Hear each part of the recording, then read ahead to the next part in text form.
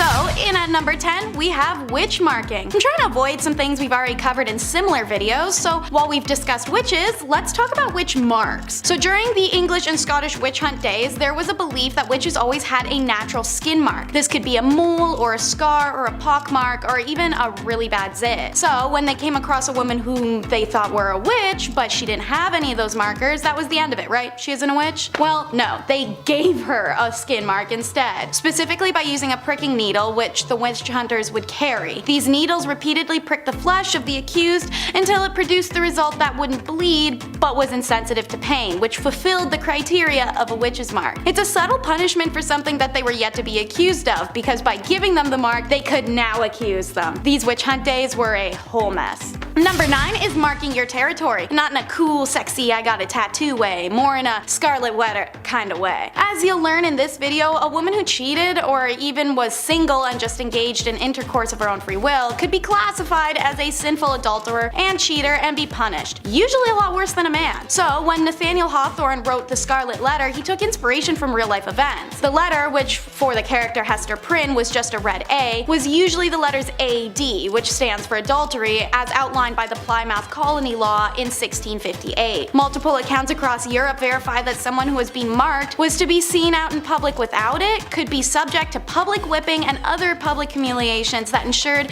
a person's social alienation. Like in The Scarlet Letter, when Puritan minister Arthur refuses to admit his sinful side of the act with Hester, he's branded with an A in his chest. In a man's case, while this was of course painful, it was allowed to be hidden. He also didn't have to face the societal consequences the way any woman would have. For number 8, we travel to discuss status degradation. While it still persists today, not everyone knows what it means. So essentially, you do something wrong, oopsies, you lose some of your basic human rights. You could steal something, have relations out of wedlock, cheat on your partner, miss some work. Every empire that has used this tactic has had a variety of ways that you could mess up and receive this punishment. Naturally, in times where a woman was property and couldn't buy things, own things, or do things, or breathe without having a man side-eye her for it, this was a monumental punishment to receive. Under the Roman Empire Augustus, who reigned from 27 BCE to 14 CE, a woman guilty of adultery could lose several rights as a citizen and suffer a financial burden. Noblewomen in the Kingdom of Korea during the Chosun dynasty faced a similar degradation of their societal status if they were found guilty of remarrying as a widow.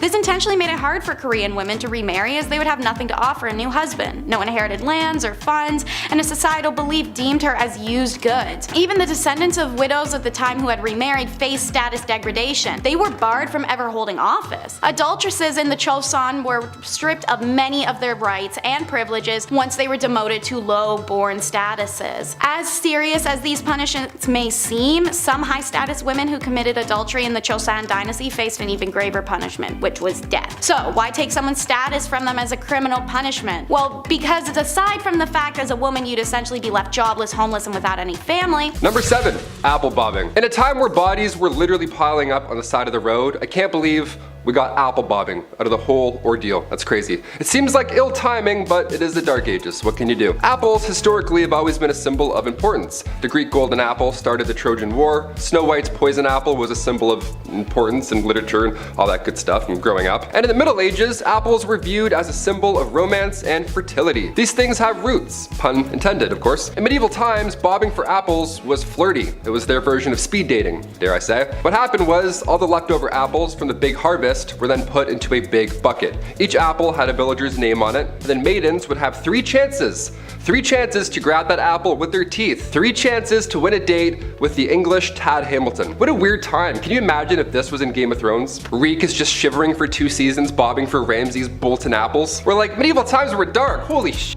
Number 6. The feudal system, aka feudalism, was a form of structure system existing in medieval Europe in which people would work and fight for nobles who gave them protection and land in return. A social, political system in which landowners would contractually bind tenants to exchange their goods, loyalty, and simple space for safety and comfort within the laws of those ruling. Basically, this is like our renter's agreement now. I'll give you a place to stay and some heat. You give me an unfathomable and overpriced amount of shillings for these extremely low ceilings. Yeah, talk about crooks, man. This system stayed in place for more than 1,000 years and managed to fizzle its way out of society somewhere in the 15th century. Not just anybody would ask to be signed to this deal. There was structure, and there was order. There was a lord, aka the landowner, aka your landlord, allowing vassals, aka tenants, to rent the land by providing services, especially military services. Yeah, you can say here, but once in a while we're gonna need you to dump a bunch of boiling water and over that wall. Is that cool? Yeah, you're fine with that. The plot of land, called a fief, was typically worked on by serfs who were laborers who had very few rights and were bound to the land itself. These were the lowest class of people, and they basically did any and all to stay safe on the lord's land. Jobs would include farming, jobs would include cleaning, and was a minimum of 3 days' work to maintain in good standing and remain stationary. Sure, there was no dental or mental health days, but come on, a 3-day work week? Plant a couple carrots here and there? It doesn't seem that bad. Number 5. Fear the dead. With The Walking Dead on their 47th season, I think it's time to take a peek into zombie history, shall we? And find out where this grim idea really started. Well, it's certainly not a new one, I'll tell you that for free. As far back as the early 1300s, residents were buried in the village of Warren Percy, where archaeologists discovered them many moons later, and they discovered marks on their bones. Cuts, burn marks, you name it. Apparently this was all done after they had passed away. But why? Scientists believe that these injuries inflicted after their untimely death were to prevent them from being reanimated, coming back to life and haunting your village. To keep them in their graves, of course. Unless this dude did something to piss off an entire village that much, they were clearly afraid of this corpse coming back to haunt them. Number 4.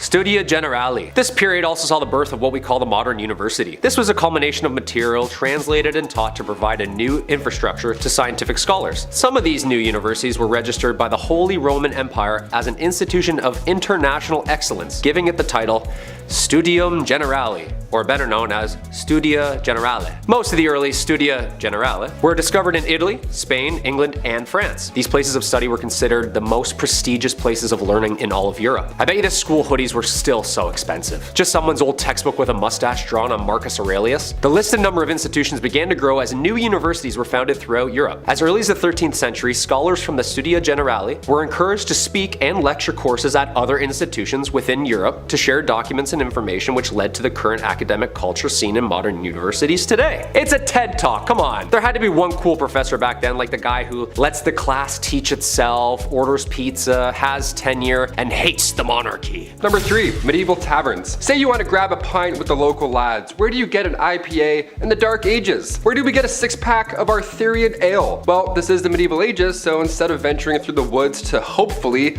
maybe find another town, just ask thy neighbor. That's right, in the Middle Ages, you could brew your own ale. No problem, no one's asking any questions. Give it a shot. In the late 12th century, baking bread was not freely permitted, but making ale in your basement was. I guess that's great. So the higher ups, the noble lords, they wouldn't care if you made ale and had a block party, but if you made a weak ale, or it was improperly measured and then distributed, then, and only then, do you get a fine. Arrest this man at once. Number 2. St. Patrick. St. Patrick was a 5th century Roman British Christian missionary and bishop in Ireland. Also known as the Apostle of Ireland, although he is the first apostle, having lived prior to the current laws of the Catholic Church. He is considered a saint in the Catholic Church and is regarded as the enlightener of Ireland. The dates of Patrick's life are not certain, but there is a consensus that he was active in Ireland during the 5th century, making his rounds as a missionary, speaking the good word of God. But let's get into what everyone talks about with this guy. The good stuff, like slamming a green Guinness or getting all the snakes out of Ireland. I mean, I love the structure and the faith and stuff, but also chasing every snake out of an entire country with a walking stick? Shoo! Shoo, you fool, you bleeding bleeder, go! Go! Do you know how big Ireland is? St. Patrick's Day is on March 17th, the supposed date of his death in 461 AD. It is enjoyed inside and outside Ireland as a religious and cultural holiday and remains a celebration of Ireland itself. And finally, number 1, dancing plague. A medieval plague, but make it groovy. Yeah, let's start dancing. That's right, the dancing plague. This was a real danger back in 1518. I'll try not to laugh, but I'll try. This was perhaps one of the weirdest events in history. Fra Trofea was the first victim of said plague. She was moving her body around frantically, so much so that it resembled a dance or something, in the middle of the Holy Roman Empire. And as if that wasn't weird already, dozens of others began to join. And then more, all moving their bodies with a similar, wacky, frantic twist. This was long before Chubby Checker came along, so we still have no idea what was going on here. Like, we're out of guesses at this point. This twist lasted for months. People were dropping on the spot. It was scary and confusing. In total, there were around 400 victims that fell to this mysterious illness. That's a lot of deaths. That's a lot of real deaths. This was documented in 16th century historical records, so I don't think the story is made up per se. No one would make this up. It's terrifying. A Catholic saint at the time, Saint Vitus, was believed to have the power to curse people with said dancing plague. What an amazing power also. Guy starts moonwalking away, you're like, beat it. Some suggest this was a cult, others believe they ate toxic rye. Who's to say for sure? Either way, we're all dancing. Number 10. Pressure to perform. In the Middle Ages, either partner in a marriage was entitled to coitus with their partners under any circumstances. It was called the marriage rite. This went both ways, and unless you were passionately in love with your partner and straight, this could be a nightmare. It was so sacred you could even get it on in a church and the priest would be like, yep, go for it. Failure to perform in the bedroom or anywhere was grounds for divorce, which was a huge deal at the time. Now the first problem here is a lack of consent, but the biggest problem for men who weren't inclined to sleep with their wives was impotency. There was no sympathy for men in these circumstances. If a wife accused her husband of this, then the couple would have to undergo a bedroom trial, where a crowd of wise elders, mainly grandmothers, aunts, and mothers, would watch the couple in their bedroom for 3 nights. If you were rich, this was even worse. These trials would be carried out in public, in court. Yeah, that's right. The wife had to prove that the husband couldn't get it up in court. Now he could call on women of the night to prove his prowess, if he was so inclined, but if it was proven that he couldn't, then the couple would be divorced. But the bottom line, the main point of marriage was to have children, and if there weren't any, then this failure was placed heavily on the man. Number 9. Beastly justice. I figured I would put a lighthearted one on this list. This actually made me laugh while I was researching it. Beastly justice was when animals had to go to court. They were also put on trial, like a full trial. It's wild to look back at a night and the things they had to do for their kings and queens, but the fact that they also had to get up early and attend these courts, royal courts, where a wild animal was taking the stand. And it actually happened in history. This would happen after an animal runs through town. It would attack people, being confused and all, as most animals are, but the townsfolk would actually believe that the devil was involved in this animal's scheme. Like, these animals worked for Big Red himself. In 1457, villagers in France had to deal with 6 pigs who ran wild and attacked locals. They did a lot of damage, so instead of just putting the animals down or setting them free, away from your town, they took them to a real trial. There was a judge, a couple prosecutors, 8 witnesses, a defense attorney for the pigs, which I gotta say, we should do a list just on that person alone. What a weird job. These pigs were hung from a gallows tree. A knight had to formally hang pigs after a trial was concluded. The 1400s were a wild time. Your Honor, due to my client being a pig, Number 8. A tanner. Even for a medieval peasant who never washed or cleaned themselves and literally lived in filth, this was a dirty job. Women were more commonly found in household chores or as milkmaids, barmaids, weavers, artisans, and tenant farmers. This job may have fallen mostly to men, and it was a rough one, I'll tell you. Men would rather go to war than do this job. You had to get skins from a butcher, along with the grime that covered it, which was mostly manure and blood. Then you had to trim the skins and get rid of all the hair. To do this, they had to let the hair follicles rot by sprinkling it with urine or soak it in a wood, ash, and lime solution. Can you tell which one was cheaper? Then they'd scrape off the hair and any skin before washing it again in pigeon droppings or dog poo to remove the lime and make it softer and more flexible. Or the craftsman might use fermented barley or rye with stale beer or urine, again, as an additive. This could take up to 3 months. 3 months, plus longer as there was more rinsing and stretching until it could be used. Leather was a crucial resource, so though dirty, it was a really necessary job, but oh my god. No thank you. Number 7. The Battle of Bannockburn. This infamous battle between Scotland and England was one of the most important battles of the Middle Ages. The end of the bloody war for independence. Basically, Scotland was like, yeah, we're gonna go over here and roll our R's. The gruesome wooden wars were caused by the English invading Scotland in 1296. A leader slowly rising the ranks, William Wallace, the guardian of the King of Scotland himself, holds off the English forces and is knighted a hero to Scotland. Unfortunately, like every hero back then, he was also hated. He was captured, hanged, drawn, and quartered. Like, why do you have to do all that after he dies? Like, he's dead. Not fun. The battles between Scotland and England ended in 1314 with Robert the Bruce securing Scotland's independence, adding like 45 more dialects to the UK. Freedom! Number 6. The Black Death. Ooh, talk about a curveball. The year's 1348. People are saying things like, don't let the bed bugs bite. Clearly not a very clean and safe time. The Black Death, aka pestilence, aka the Great Mortality, or simply known as the Plague. Single-handedly the worst pandemic ever recorded in history, wiping out somewhere between 70 to 200 million people. Ooh, now I get where bless you comes from. Someone sneezed back then and everyone's dead at 14. This is where we see those doctors in the terrifying bird outfits with the long noses stuffed with garlic and herbs. Excuse me? Yeah, he's not wearing a mask. I'm just trying to watch a cat publicly get skinned. Yeah, 6 feet please. Some doctors prescribed urinating on a person so that the bad smell would drive out the infection. Can you imagine? Just a doctor writing you up a script and go ahead and pee on yourself about 4 to 5 times a day. Take with food. Should be gone early next week. And just let me put my mask back on here before you leave. There you are. The plague started in Europe in October 1347 when 12 ships from the Black Sea docked at the Sicilian port of Messina. Most sailors aboard the ships were already dead, but those who were still alive were covered head to toe in black boils that oozed pus and blood. Ugh. Sometimes the Black Death included fever, chills, vomiting, diarrhea, temporary loss in motor skills, and then of course, death. Number 5. Joan of Arc. Finally, a woman in the Middle Ages. Who'da thunk? Joan of Arc was considered and still is revered the heroine of France for her role in the siege of Orleans during France's 100-year war with England. Joan of Arc, a peasant with faith on her side, had believed that God had chosen her to lead France in victory against England and had spoken to her since she was young. At only age 17, she had stolen men's armors, a white horse, and like a Valkyrie riding into battle, she had convinced an entire army that she was appointed by God to win. And then did! That's the most badass thing I've ever heard in my entire life. After such a miraculous victory, her reputation spread among France, and upon her capture and death at 19, the Maid of Orleans herself would forever live on as one of the greatest saints and symbols of the country of France. Number 4. Henry V. Another war? All these people do is kill each other. Does anyone fish? Or golf? No one, huh?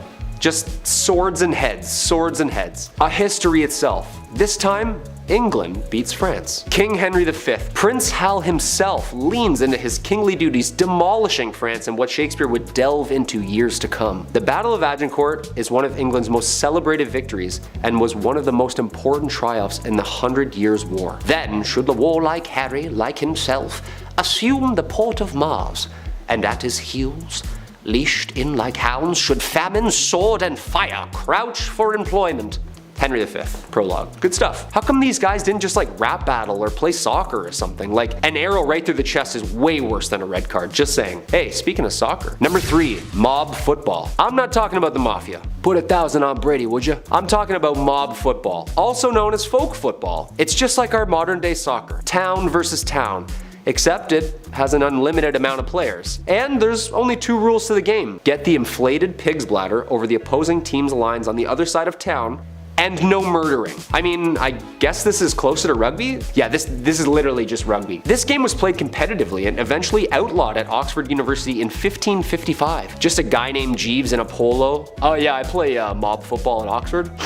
Yeah, I'm also in a frat. This game got so out of hand it was banned numerous times in England. There is great noise in the city caused by hustling over large balls from which many evils may arise which God forbid. We command and forbid on behalf of the king, on pain of imprisonment, such game to be used in the city of the future. Thankfully this game has calmed down over the years and now has become the most popular played and watched game across the world. Go Liverpool! Number 2, the printing press. The printing press is a machine that was designed for the mass printing of text, mostly in form of books and newspapers. With an unknown date of origin, first invented in China, this machine designed in the 15th century by Johannes Gutenberg was a revolutionary new form of writing which would only change the direction of history with the mass production of uniform text. Long story short, people didn't have to get the world's worst wrist cramp writing Hamlet over and over again. To be, or not to be, 86 more folios? The alphabetical metal keys would be placed into the device and slammed into the paper, pressing ink upon the parchment. You know there's gotta be some books half written in purple ink because they just ran out of black. Come on, we've all been there. Ink's expensive. Number 1. William Shakespeare. The Bard himself, arguably the most influential writer of the English language. William Shakespeare was born in Stratford, England. One of the easiest ways we can look back into the dialogue and lifestyle used by the people living in the Middle Ages. This playwright documents the world in which he lives from 1564 to 1616. Due to Shakespeare's unbelievable talent for building and fabricating an array of diverse stories and characters via players, modern day is able to see the Middle Ages and the similarities and differences the people were experiencing. His plays are based in the environment that they were written in. He writes about diseases, he writes about monarchy, he writes about women's rights. Okay, so no one actually got turned into a donkey by some fairies in the woods, but some of those wars actually did happen, and some of those kings and queens were really twisted. How this man created so many brilliant works and stories, all part of the mystery. Number 10. Farming. In a world with a lack of food, not because I ate it all, which is honestly a good reason, peasantry had to work on their farms, not only to feed the rich, but also themselves. So if the men in your household are ill or sick, then that means it's Rivet Rosie time, or Farming Fran time, whatever you want to call it. I don't need to tell any farmer out there how tough their job can be. Being a medieval woman farmer, that's tough. Also, they probably weren't allowed to wear clothing that was more suitable for plowing fields. And of course, there's a woman trying to do a man's job. How dare she? People just should have let them be. There's a good chance the crops wouldn't make it either. A green thumb would have come in very handy. A tough job nonetheless. Number 9. Beer Maiden. This one goes out to any woman who's ever had the pleasure of working at a certain restaurant that's fixated on women's chests. You know the one I'm talking about. Or any woman who had the absolute pleasure of working at a golf course clubhouse. Keep your mitts to yourself, you filthy animals. I can't imagine the bar maidens of ye olde times had better luck. There really aren't a lot of laws to protect them either. But basically, they helped serve ale in the taverns and inns, which brought in all kinds of unsavory types. Mind you, it's not as bad as it would be in Skyrim or, other fantasy RPGs, but it's still a sour bunch. Sometimes there were just barrels of ale and the maiden's job was to simply just keep filling the tankards and handing them out. I'm sure she was well respected and not even once ever had her personal space infringed upon, right? Of course not, no. Number 8, caring for children. Hey, someone had to do it. A woman's job is never done. At least that's what my mom, my aunt, my grandma, and pretty much every woman I've ever known has always said. Okay, sure, I was a little bit of a handful. I was loud and energetic and I loved to talk. Teachers always said I was a distraction in class. Alright, maybe I was, and maybe I still am. Okay, I am. But at least the women caring for me had the modern amenities of the 21st century. A fridge full of fresh food, washing machines, cars, and a solid structure with 4 walls. So you can imagine if you had to deal with a kid like me back in ye olde times, just with none of the nice stuff that makes life today a lot of fun. Ye olde Chetty running amok. Oh mother, mother! In our number 7 spot today, we have the meowing nuns. Mass hysteria wasn't necessarily uncommon in the Dark Ages. There are a few instances we could discuss, but for today I want to talk about one of my favorites. In the book, The Epidemics of the Middle Ages, which was written by J.F. Hecker in 1844, there was the description of a very strange case of mass hysteria that broke out among nuns in a French convent in the Middle Ages. Basically, one day a nun in this French convent started to meow like a cat. I'm not sure why, I'm not sure how this started, all I know is that it happened. And you know what else happened? Other nuns in the convent began to also meow like cats. Eventually it became such a thing that all of the nuns in the convent would meow together for a certain period of time. And of course, everyone surrounding this area was like, what in the absolute heck is going on right now? This is actually a huge problem because in these times, cats were hated. People associated cats with the devil and with disease, so a bunch of meowing nuns was like the equivalent of doomsday. Apparently, the way that this stopped was that the police came and threatened to whip the nuns if the meowing didn't stop, which is definitely one of the weirdest things I've ever said. Number 6, peddlers. Ah yes, that medieval businessman just wandering along in the pine forest in hopes of not getting robbed, a classic image from medieval times. The Dark Ages were a dangerous game, right? So one can only imagine how hard it must have been for a merchant who travels the countryside for a living to sell goods. In Breath of the Wild, you're like, oh thank God, there's that one guy with all the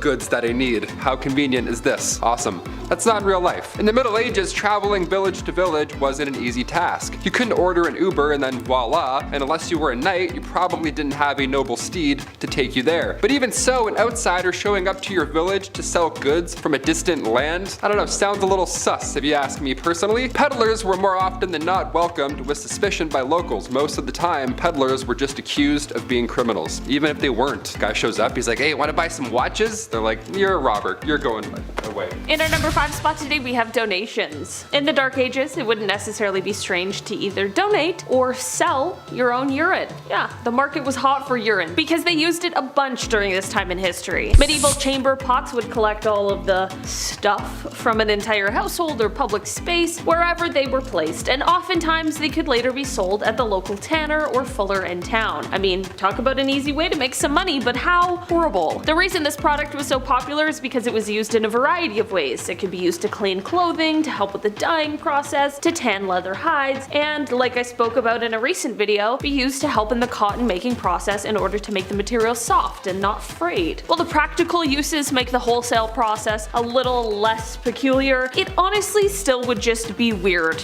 to have to sell your own pee or your neighbor's pee. Number 4, color coordinated. I get it, on Wednesdays we wear pink. It's nice to add a little color into your schedule at work, in the office. It's fun, sure, have at it. In medieval times, they were serious about their looks and colors. There was no around back then. Having rules about what colors and what type of clothing and hats you could wear, you named it. It was all based on your occupation or social level. Some colors were banned for certain professions. Imagine that. For example, imagine if you were a night worker, right? If I can say that, a woman, lady of the night. You weren't allowed to wear certain styles or colors. That's hilarious. Hey, welcome to Ontario. We don't wear jeans here. Got it? All right, now get in. 15th century English law banned knights or anybody below knights from wearing velvet, which is so random to me and so funny looking back now. Imagine that. And you may know this one, but purple was a fancy color back then. Purple has been associated with royalty even since the ancient world. Natural purple dye was rare, and medieval Europeans believed that mixing dyes was unnatural and diabolic. It was a no-no. So they were missing out on purple for quite a while because they didn't want to,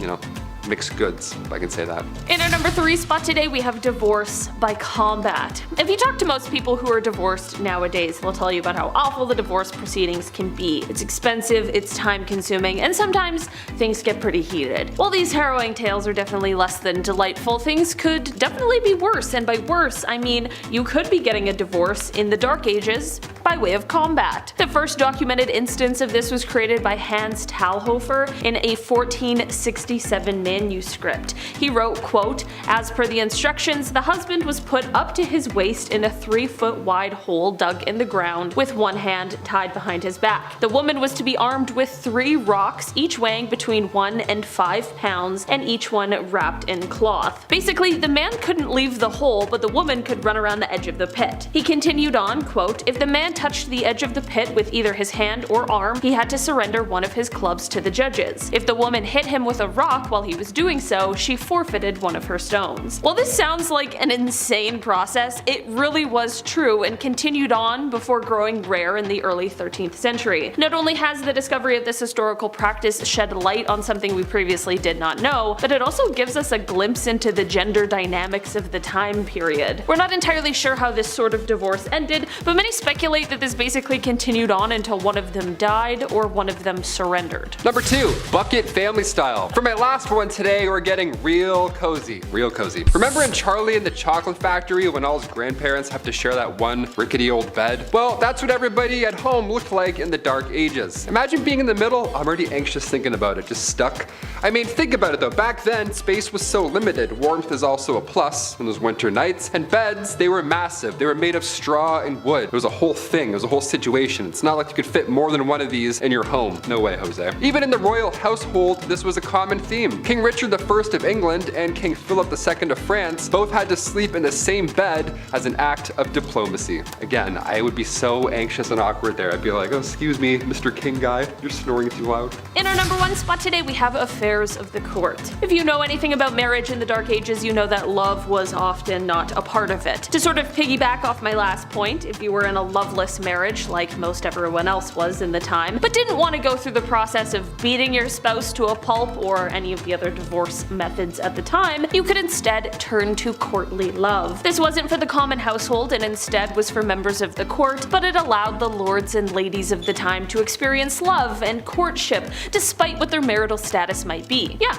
it was a place for married people to go and hook up. Well, not entirely. I mean, there of course were rules in place and society was very pious, so people weren't exactly hooking up, but it was a huge hit. People danced, they giggled, they flirted, and sometimes people could even be caught holding hands. One of the rules of courtly love just stated, marriage is no real excuse for not loving. Kicking off the list at number 10, an arming squire. Being a knight. Okay, obviously this sounds cool on paper. They have the sword, they have the horse, the flowing lady, the gal on the back of said horse. They're saving the damsel in distress or something, right? Sometimes they lose a hand like Jaime Lannister, but that's just what being a knight is all about, right?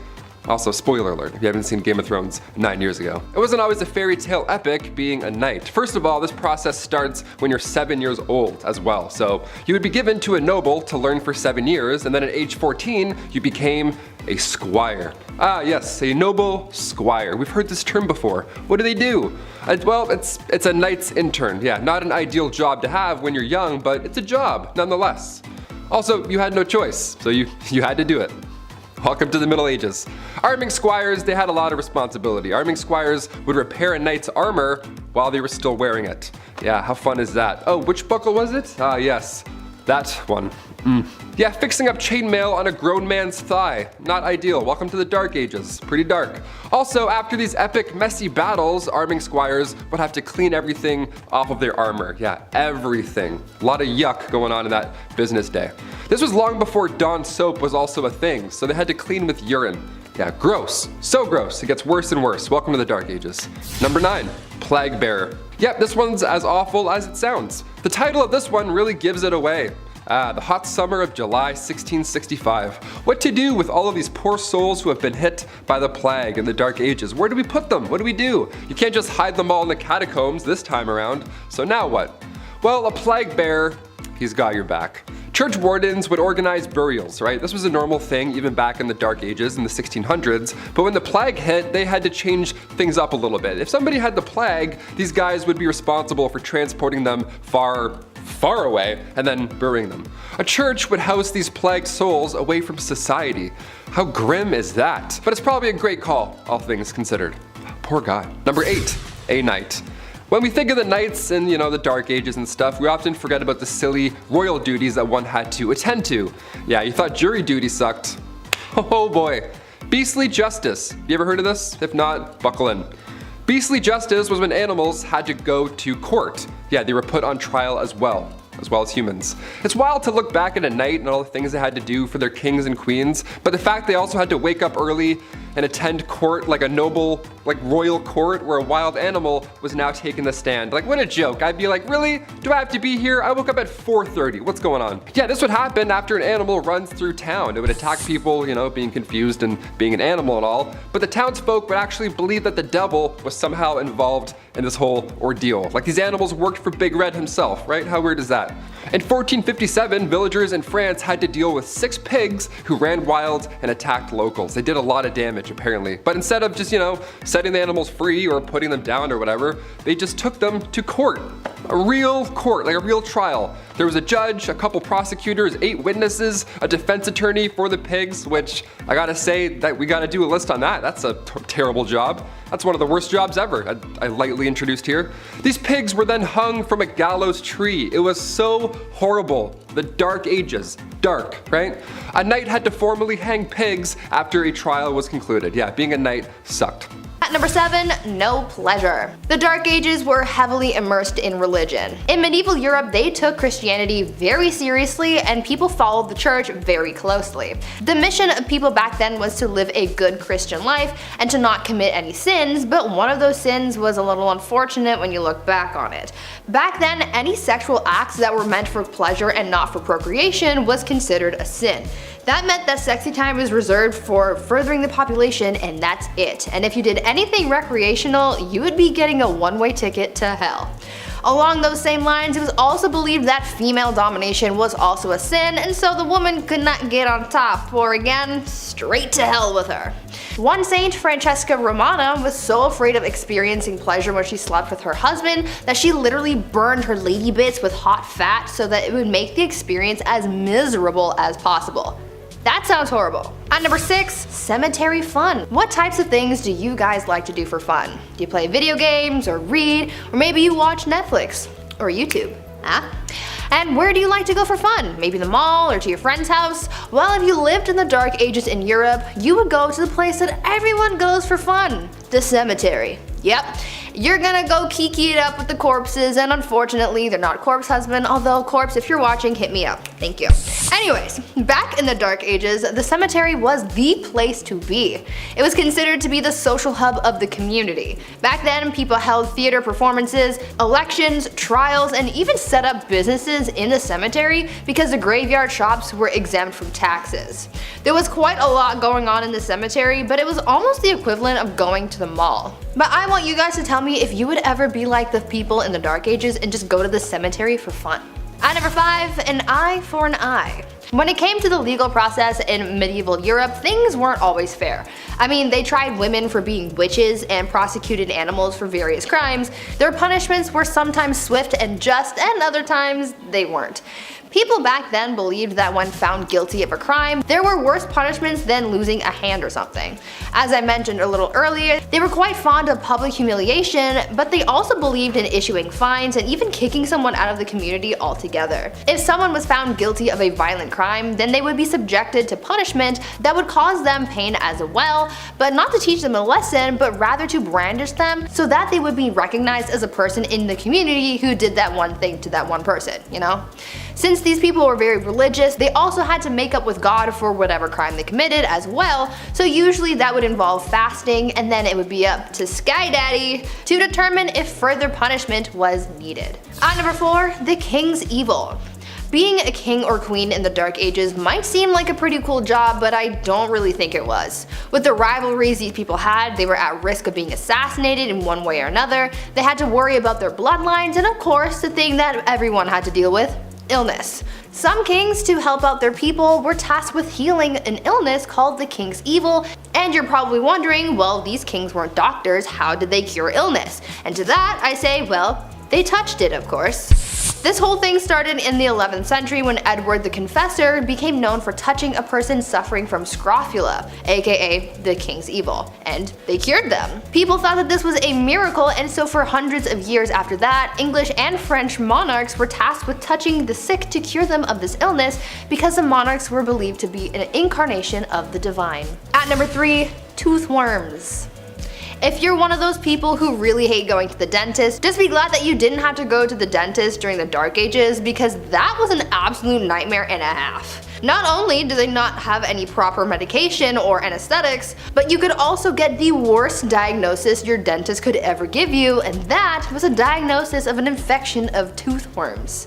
They believed that people could be infected with tooth worms that caused a tooth to decay, and that pits and holes in the tooth were home to a worm that looked like a tiny eel. What's worse than the diagnosis, however, is the removal process. They didn't want to pull out the tooth that was supposedly infected with these tiny worms, so instead they used a more holistic approach. A method that they would use to rid the worm would be to take a candle made out of sheep's fat and various seeds, and then they would hold it as close to the tooth as possible so that the worm would run from the heat and fall into a little dish of water that was being held beneath the patient's mouth. That sounds like a horrible trip to the dentist, that's for sure. At number 2, judging tears.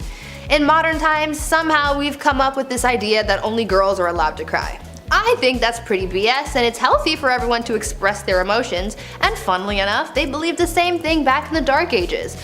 Back then, everyone was expected to cry freely, but the strange part of all this is the fact that people judged how others cried. Their tears would be judged on quantity, duration of crying, and frequency as well. They took their tears pretty seriously. Obviously, when someone was crying because of some kind of loss, it was pretty much nothing, but if they saw someone else crying for a different or unexplained reason, this was believed to have been a different kind of tears called the gift of tears. They believed that this was a sign that someone was thinking of Jesus and his suffering, and that they were so overcome with emotion that they were moved to tears, and this was also considered a gift from God. As long as someone's crying wasn't too loud, they didn't cry too much, and it didn't disturb anyone, especially during a church service, they were just considered particularly devout. And finally, at number 1, pee readings. This Dark Age tradition is probably one of the strangest ones I have ever heard, and you might come to think the same thing. In medieval England, people were known to get diagnosed based on their pee. Back then, they believed that the consistency, color, and taste of someone's pee could diagnose someone's ailments. They took this method of diagnosis so seriously that they published books for the wealthy so that they could do the practice at home, and these books included illustrations and color charts so that they could judge their own pee. According to their text, if your pee was white, then it was the ideal color and that meant everything was working properly. If it was wine colored like blue or black, then that meant that something was very wrong, and if it was green, then you were basically on your last leg and you should probably get your will in order. Now, I'm not sure how accurate these readings actually were since medicine was basically non-existent back then, but they tried their best with what they had, I guess. However, I'm pretty sure you don't need a book to tell you that your wine-colored pee is a bad thing. Kicking off the list at number 10. Boiling. Whenever I get in a bath that's too hot, I think of the medieval times. I can't help it. I can't believe this was once a real thing. I get chills thinking about it. Either water or oil would be used for this ancient punishment, to die by being boiled. That was reserved for those who poisoned others. So if you have any vials of poison, toss it. Don't do it, man, trust me. In 1531, the time King Henry VIII was running the show, they made boiling a capital punishment. So poisoning somebody back then was equal to treason. Therefore, it was agreed you should be boiled slowly in front of like a room full of people. I would say that's the worst, but I know what's also to come on this list. Number 9. Water. Taking a step away from the worst physical thing one could possibly go through, let's take a look at how far the mind will go before it too breaks. Sensory deprivation is still around today. In fact, there's many who pay for it. Yeah, they lie in a dark tub full of salt, then they float and listen to Childish Gambino. It's a magical experience. Your senses are powerful, especially combined with water, so this dripping machine, this old water punishment, that was just all bad. You had ice cold water dripping on your forehead and your face over and over for hours and hours. Drops would be at different random times so you can predict it as well. My toes are wiggling while I'm talking about this. This is making me anxious right now. In medieval times, they would tie you down and then using a horn, a big ass funnel, they would pour 9 pints of water down your throat. So water is horrible in many ways.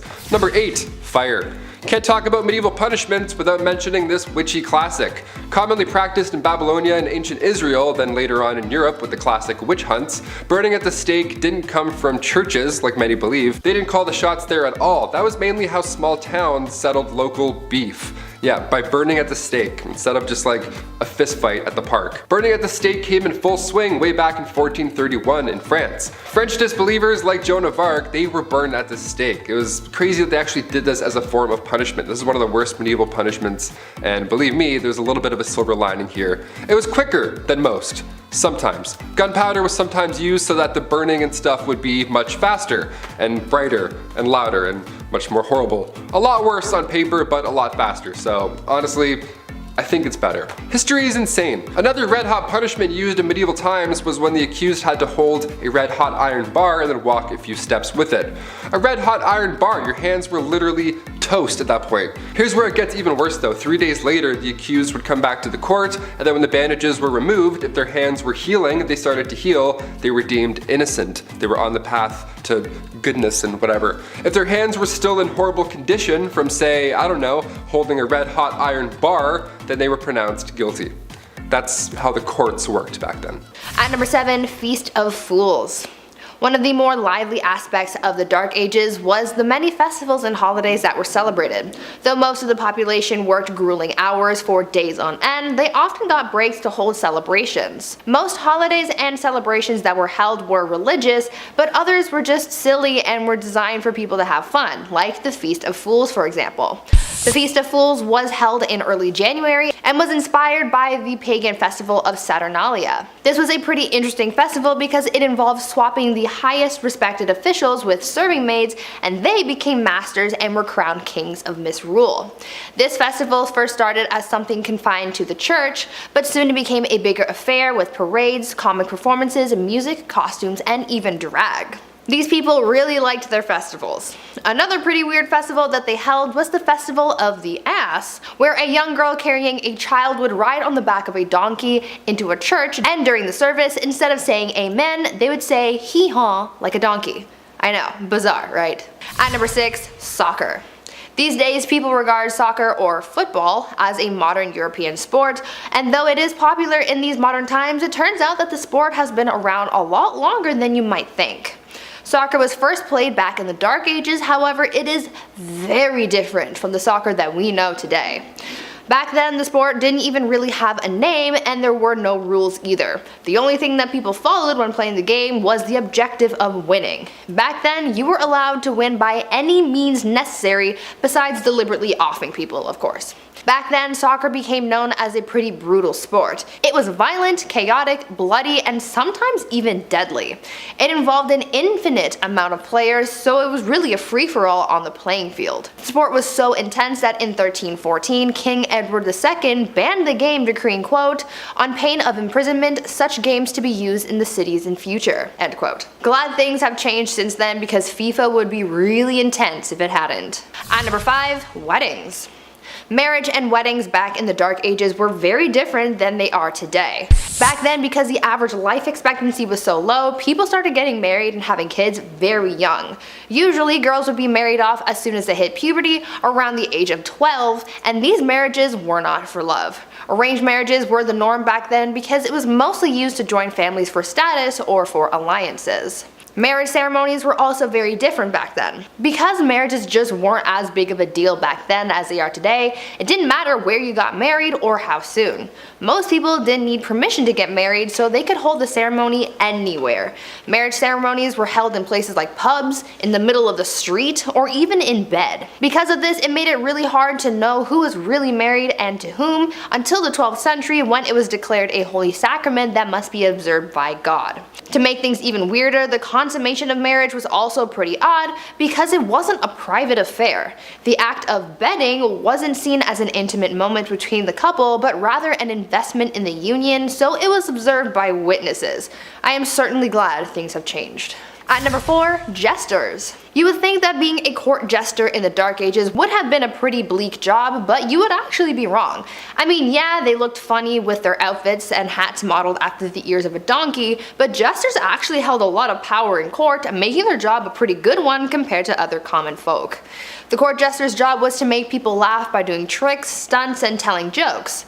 Sometimes a jester would poke fun at the king or lord that they served, or would make comments about a kingdom's politics, and for a lot of people, saying these types of things would give them a one-way ticket to the gallows, but not the jester. Because of their profession, by royal decree, anything that they said was taken as a jest or a joke, so no one could get mad or offended at what the jester said or comments on. Basically, the jester was the one person in the court who was immune from medieval cancel culture. They could offend anyone they wanted to, and no one could stop them. At number 3, unicorns and Jesus. The thing about the Dark Ages is that it was full of superstition and mythology. Within this period of time, there was a lot of confusion when it came to religion, as paganism and the rise of Christianity were both hot topics. Many times, superstitions and mythology from paganism made its way into the religious beliefs of Christians, and things were known to get a little weird. Take, for example, the unicorn and how it was incorporated into the Christian beliefs of the Dark Ages. It is believed that a mistranslation of what is thought to have been an ox is what brought unicorns into Christianity. Because of this mistranslation, the Bible likened Jesus to a unicorn. Since it was in religious texts, people in the Dark Ages sort of just ran with it, and so they started incorporating the unicorn into many religious artworks. To further this whole unicorn thing, they made up a superstition that only innocent maidens were allowed to touch unicorns, and they even used the unicorn to come up with a rather uncomfortable allegory of Christ entering Mary's womb. This unicorn thing was also fueled by the Vikings at one point, as during the medieval age, Vikings were known to con people into buying narwhal tusks marketed as real unicorn horns. At number 2, divorce by combat. Back in the Dark Ages, if you wanted a divorce, you had to be willing to fight for it. Literally. In medieval Germany, couples would take to the ring to settle their disputes, and it was quite the showdown. Trial by combat was the common way of settling arguments back then, but when a husband and wife were fighting, things were a little more interesting than just having an all-out brawl. During these divorce by combat proceedings, the husband had to stand in a hole with his hands behind his back, while the wife ran around in a circle with a bag full of rocks.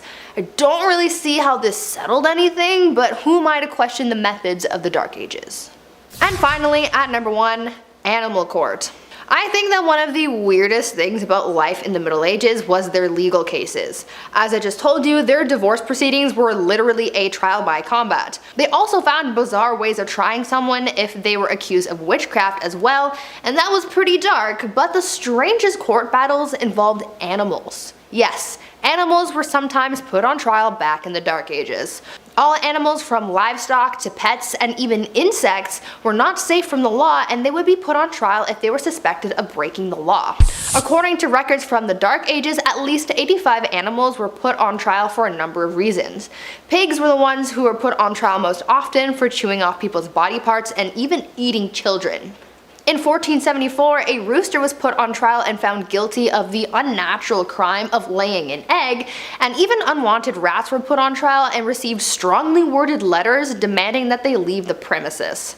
The most bizarre case though involved a donkey who went through a legal trial and actually won. This donkey became the victim of unwanted advances, but was deemed innocent because someone declared her to be, quote, virtuous and well-behaved animal, end quote. These people had way too much time on their hands. Kicking off the list at number 10, Together at Last. Remember when you were a kid and your mom would bump into their friend at the grocery store? That was the worst. While they caught up for what seemed like hours, you were bored out of your mind just staring at like bags of rice and cleaning detergent. That's when the shrew's fiddle comes in. Two women would be locked together, hands included, and face each other, all because they were too loud or they were arguing. These were used in the Middle Ages, most commonly in Germany and Austria, and the contraption would have 3 holes, one for each wrist and the third for your neck. Now sometimes they would attach a bell to these shrew's fiddles to alert the town that the victim was walking by, you know, in order to talk smack, maybe huck a tomato or two. But the double fiddle, that was the worst. You weren't released until the argument had settled. Some families have an argument shirt where they put the 2 little siblings in and they can't take the shirt off until they get along. This is like a horrible medieval ages version of that. Much, much more uncomfortable. Not made of cotton. Or funny. Just bad. Just all bad. Number 9, point blank period. Alright babes, let's try not to shudder, but let's talk about periods for a second. Aunt Flo, the Red Sea, Shark Week. So many names to describe a pretty sucky time for people who get their period, right? Well, it might suck these days, but back in the medieval times, it was a hell of a lot worse. They just didn't have the same kinds of resources that we have today, so a lot of people had to use their noodle to figure out how to get by.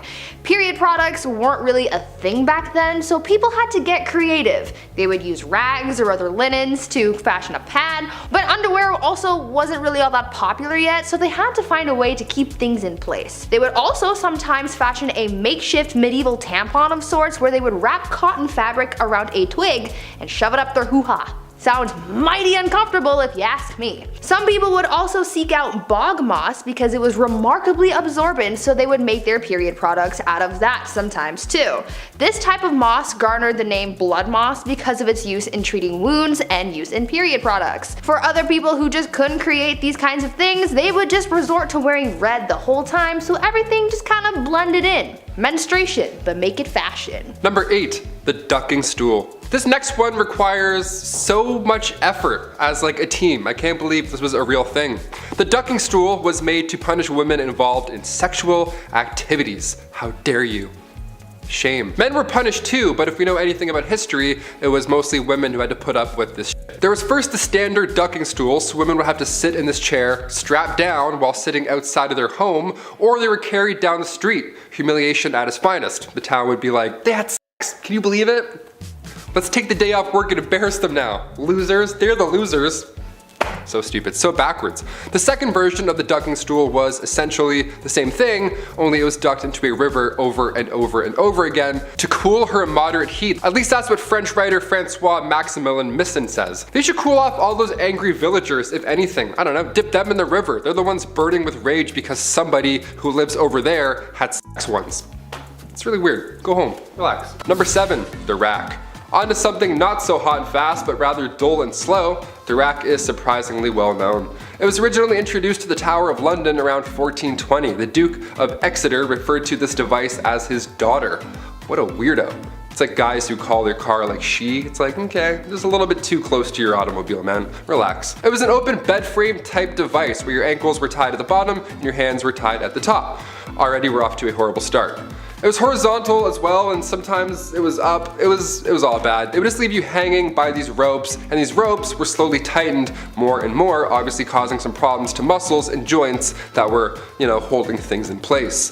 This was done to extract information. This is also one of the worst things I've heard. Even getting tickled like this would be horrible. I couldn't even imagine. I make jokes because I'm uncomfortable. Honestly, hit that thumbs up to spread some good vibes because we're not even halfway done, folks. Number 6, molten metal. This was another form of capital punishment, and if you've seen Game of Thrones, it'll ring a familiar bell. A few of these do, actually. Yikes. Metal would be heated up in a cauldron for a long time to the point where it was liquid. It was molten metal, just a soup of minerals. Look, we said this video wasn't for the faint-hearted, and here at BumbleBee, we like to keep that promise.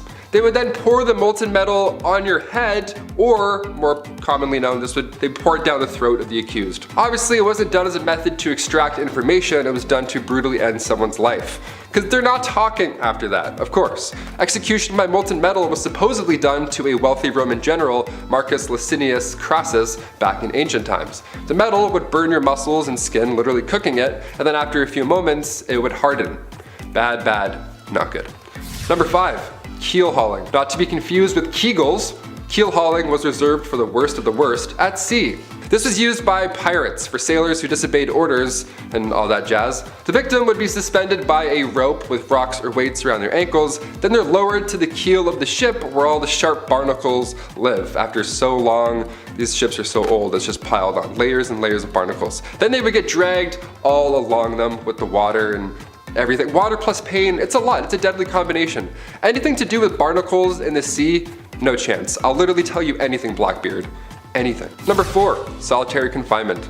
This is a kind of punishment that still exists in our modern society, but it can truly be one of the worst punishments out there because of the type of psychological distress that it causes. We were all just in a pandemic for so long. We got so bored and we had Netflix and iPads and whatevers. I can't even imagine this back in the day. Basically, it's a prisoner living in a single cell with little to no contact with anybody else. Not even like a guard or anything rattling keys like in the old times. It was just nothing. No one would even check on them. There are many stories about people being locked up for so long they forget about their families, and some people have gone away to solitary confinement for so long that once they're out, they just forget how to speak, really. They forget how to be a human and interact in the real world. Solitary confinement and the negative effects that it has on a person is becoming a wider topic of conversation because of the effects on a person's mental well-being, and it's a topic for a lot of human rights organizations. Back in medieval times, solitary confinement was literally just a room made of stones. It was pitch black, freezing cold, you were tucked away below some janky castle, and most of the time you weren't really alone. In the dark, nibbling away at your little piggies were, number 3, rats. Another Game of Thrones classic. If you're a rat person, I know there's a lot of people who do tricks with their pet rat. That's cool, but maybe cover Stuart Little's eyes for this one. Rats as a medieval punishment, where do I even start? Okay, this one was a punishment for the rats at the same time. What was once called a rat trap involved a man or woman being tied down to something, and then a metal enclosure would be strapped down to their chest or their stomach. Now inside this metal enclosure, there's rats, which are also just loose walking around, and the person can feel them, the little feet walking around in their skin. And this is when the person instilling the punishment begins heating the other end of the metal enclosure. Historically, it was hot coals that were usually placed on top, or there's a fire underneath, which quickly creates a hot environment for the rats inside. From there, the rats begin frantically searching for a way out, but because it's made of metal and they can't bite through that, they find your skin, and then that they can obviously bite through. So you can paint the picture in your head. It's disgusting.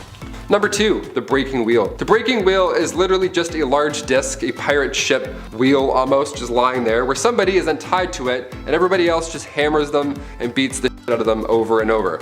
But of course, since we're talking about medieval times, everything has to be a show and whatnot, so once the accused was beaten and then presumed dead, the wheel would lift up and turn just to show everybody what's up.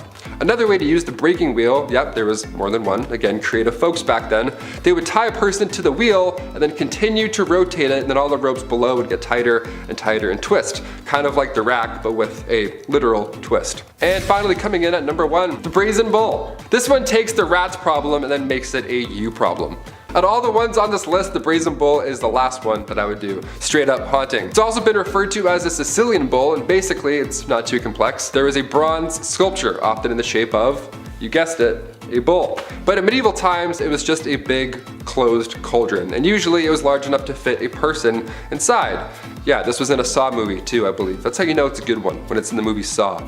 So once the person was locked inside or it was leaned over so they couldn't get out, a fire would then be set underneath this bull, and then you can probably figure out the rest in your head. They would even engineer the bull so that when somebody screamed, it sounded like a bull's roar. How fun is that? How fun is history? I'm learning so much about history that's fun on BumbleBee. Starting us off is cutting-edge courtship, quite literally in this case. It was traditional in some Nordic countries to have courtship customs involving knives and daggers. This is due to sacrificial nature in their original belief. The purpose of a dagger is prevalent for that after all, but it was also due to its functionality. In Finland, when a girl came of age, her father let it be known that she was available for marriage by providing her with an empty sheath. The girl would wear an empty sheath attached to her girdle, skirt. If a suitor liked the girl, he would put a pukoko knife in that sheath, which the girl would keep if she was interested in him. If she wasn't, she could just toss that anywhere. The knives were often custom, so a man would be able to woo a woman with unique details and imagery on a blade, but could also offer an heirloom or traded blade. Seeing as women of the Nordic region didn't shy away from handwork such as farming, jewelry making, clay working, etching, clothiers, and even some positions like smelting, a blade was a thoughtful and convenient gift that also said, I love you a whole dagger's worth. Something so romantic about giving someone a gift they could quite literally kill you with. In the meantime, while the Scans are giving blades, the English are being taught the no-no days and the no-no ways. In layman's terms, they were being told how to have intercourse and when. That just doesn't make for a fun title. You may be familiar with these laws and regulations. They've come up in some of our other medieval and Middle Age videos. This was a time period where the church had a lot to say in state affairs. Not to say that it doesn't now, but they were able to make determinations such as intercourse schedules around the religion. Real laws were in place that people could not have sex on Sundays, Thursdays, or Fridays due to religious reasons. Whenever a holiday had a fasting period, such as Lent, abstinence was expected then as well. If anyone was to deviate from the set rules by having intercourse, they were committing a grave sin. These laws were written in penitentials, which were books that indicated what was allowed under the church rules and what was not. Oral, backdoor, premarital, and self-inflicted intercourse were banned in these books. Now thankfully their wide-range taboos included some good stigmas to have, such as interbreeding, so that minimized people keeping it in the family and messing up our future populations. But even with sexual laws, men could be knaves, which is just an old-timely way of saying being a dog. Now, I'm not saying ladies couldn't have itchy feet and dog their way around too. We do it now and we've been doing it then, but it was a lot worse for ladies to be caught back then. So the general consensus is that it was rare, and when it did happen, it was usually affairs outside of a marriage. In general, young medieval daters had to be cautious, while peasant marriages were a little more than saying we're married most of the time. Reputation, especially for a lady, was huge, as was virginal status. Men of higher status often sought out beautiful peasant girls for affairs. Sometimes they benefited the woman greatly and she'd become an heir to a status child, thus elevating her own. But for the most part, it was pure carnal enjoyment men were after, in a time when women were told to do the opposite. And so it became a game of men trying to win a single woman into doing the act. She had everything on the line while he usually had nothing. Secret flings were frowned upon, to say the least, and were often seen as a sign of potential trouble, hence the English ballad that would warn of knaves preying on young fair maidens at country fairs. A young woman caught having affairs was a wild scandal that could even be punished for or put to death, so making the decision to bow to a lord's or even a common man's pressure could quite literally destroy a woman's whole life and being. Yet it's still a decision women made. Ah, hormones. Number 7.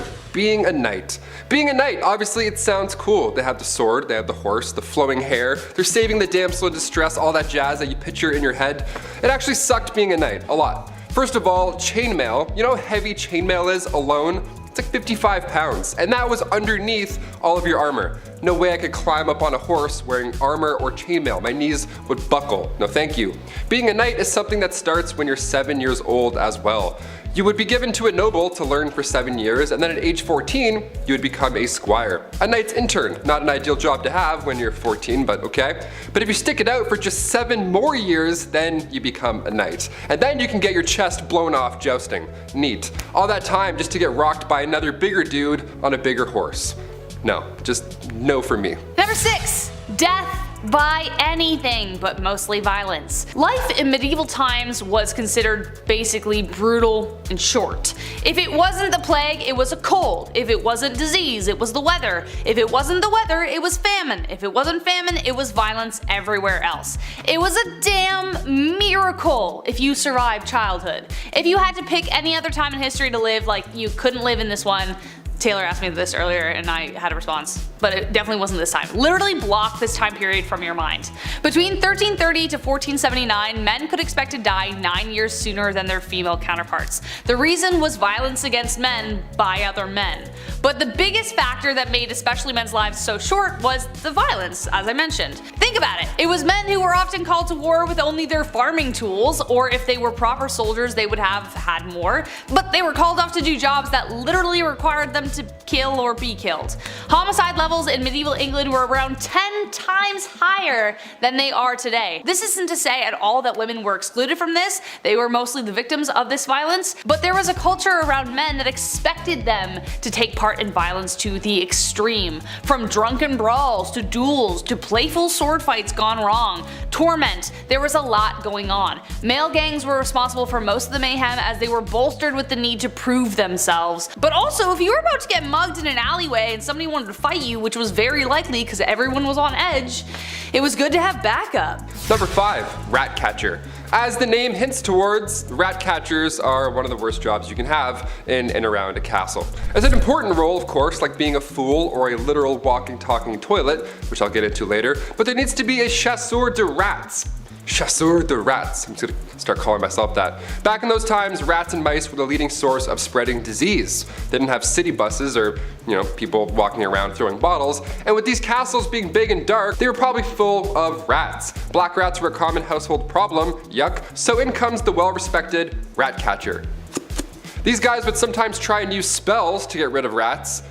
Wouldn't work really too well, but more often than not, that didn't work, so poison powders were the main trick of the trade. The most famous you probably heard of is the Pied Piper. He visited Germany, he arrived in this small town, and rumor has it this guy used a flute to drive all the rats just into the river. He does a musical performance and then exterminates all of your pests. If anything, he should be getting a bonus, but rather the town insists they weren't even gonna pay him, so he used his flute to make everybody just go away and leave the town forever. What an OG. He's like, you don't wanna pay me? No sweat. Number 4. The Crusades. Just imagine this. Thick, heavy metal armor reflecting the heat from the sun back against you as you chug along the desert. Despite being in the Holy Land, this certainly sounds like hell. As I mentioned earlier, men were expected to go to war when called, even if they had no training or skill and maybe knew how to use a toothpick but had no idea what a sword was. For many, it was a death sentence, and the first Crusades were particularly brutal because you weren't only being called to war because of, honor, but you were being called to war because it was a religious thing. Getting there was awful in the first place, you might not even make the voyage. Then marches through the desert were long and hot, with soldiers constantly at odds with starvation, dehydration, disease, infection, the elements, and then of course, a spontaneous attack from the enemy. So you're exhausted and all of a sudden you have to be fighting somebody to save your life. There are even stories of some of them boiling shoe leather to eat it because they had nothing else. And after what we know of tanning, many crusaders justified their suffering as a part of the spiritual journey, so if you did fall ill to disease, you were just kinda left by the side of the road to die alone. Number 3, groom of the stool. Nowadays, assistants grab your coffee for you, maybe they answer some phone calls, keep the business running while you're off doing your other business stuff. Assistants are vital. The groom of the stool was quite vital when it came to the king.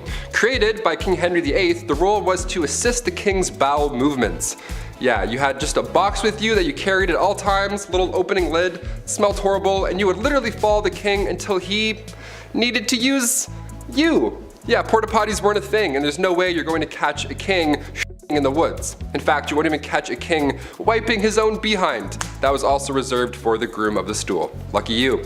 In this stool, you would have water, towels, a wash bowl, the whole setup, and you're probably thinking, Taylor, which poor soul had to be stuck with this role? What must you have done to deserve such a punishment? Well, this is the job you wanted, really. Only sons of noblemen could take on this role, and in doing so, they also gain access to every room, tons of nice clothes, any bedchamber furnishings, and of course, a high pay. Yeah. I would say this is the craziest job on this list, but it's really not. Number 2, the executioner.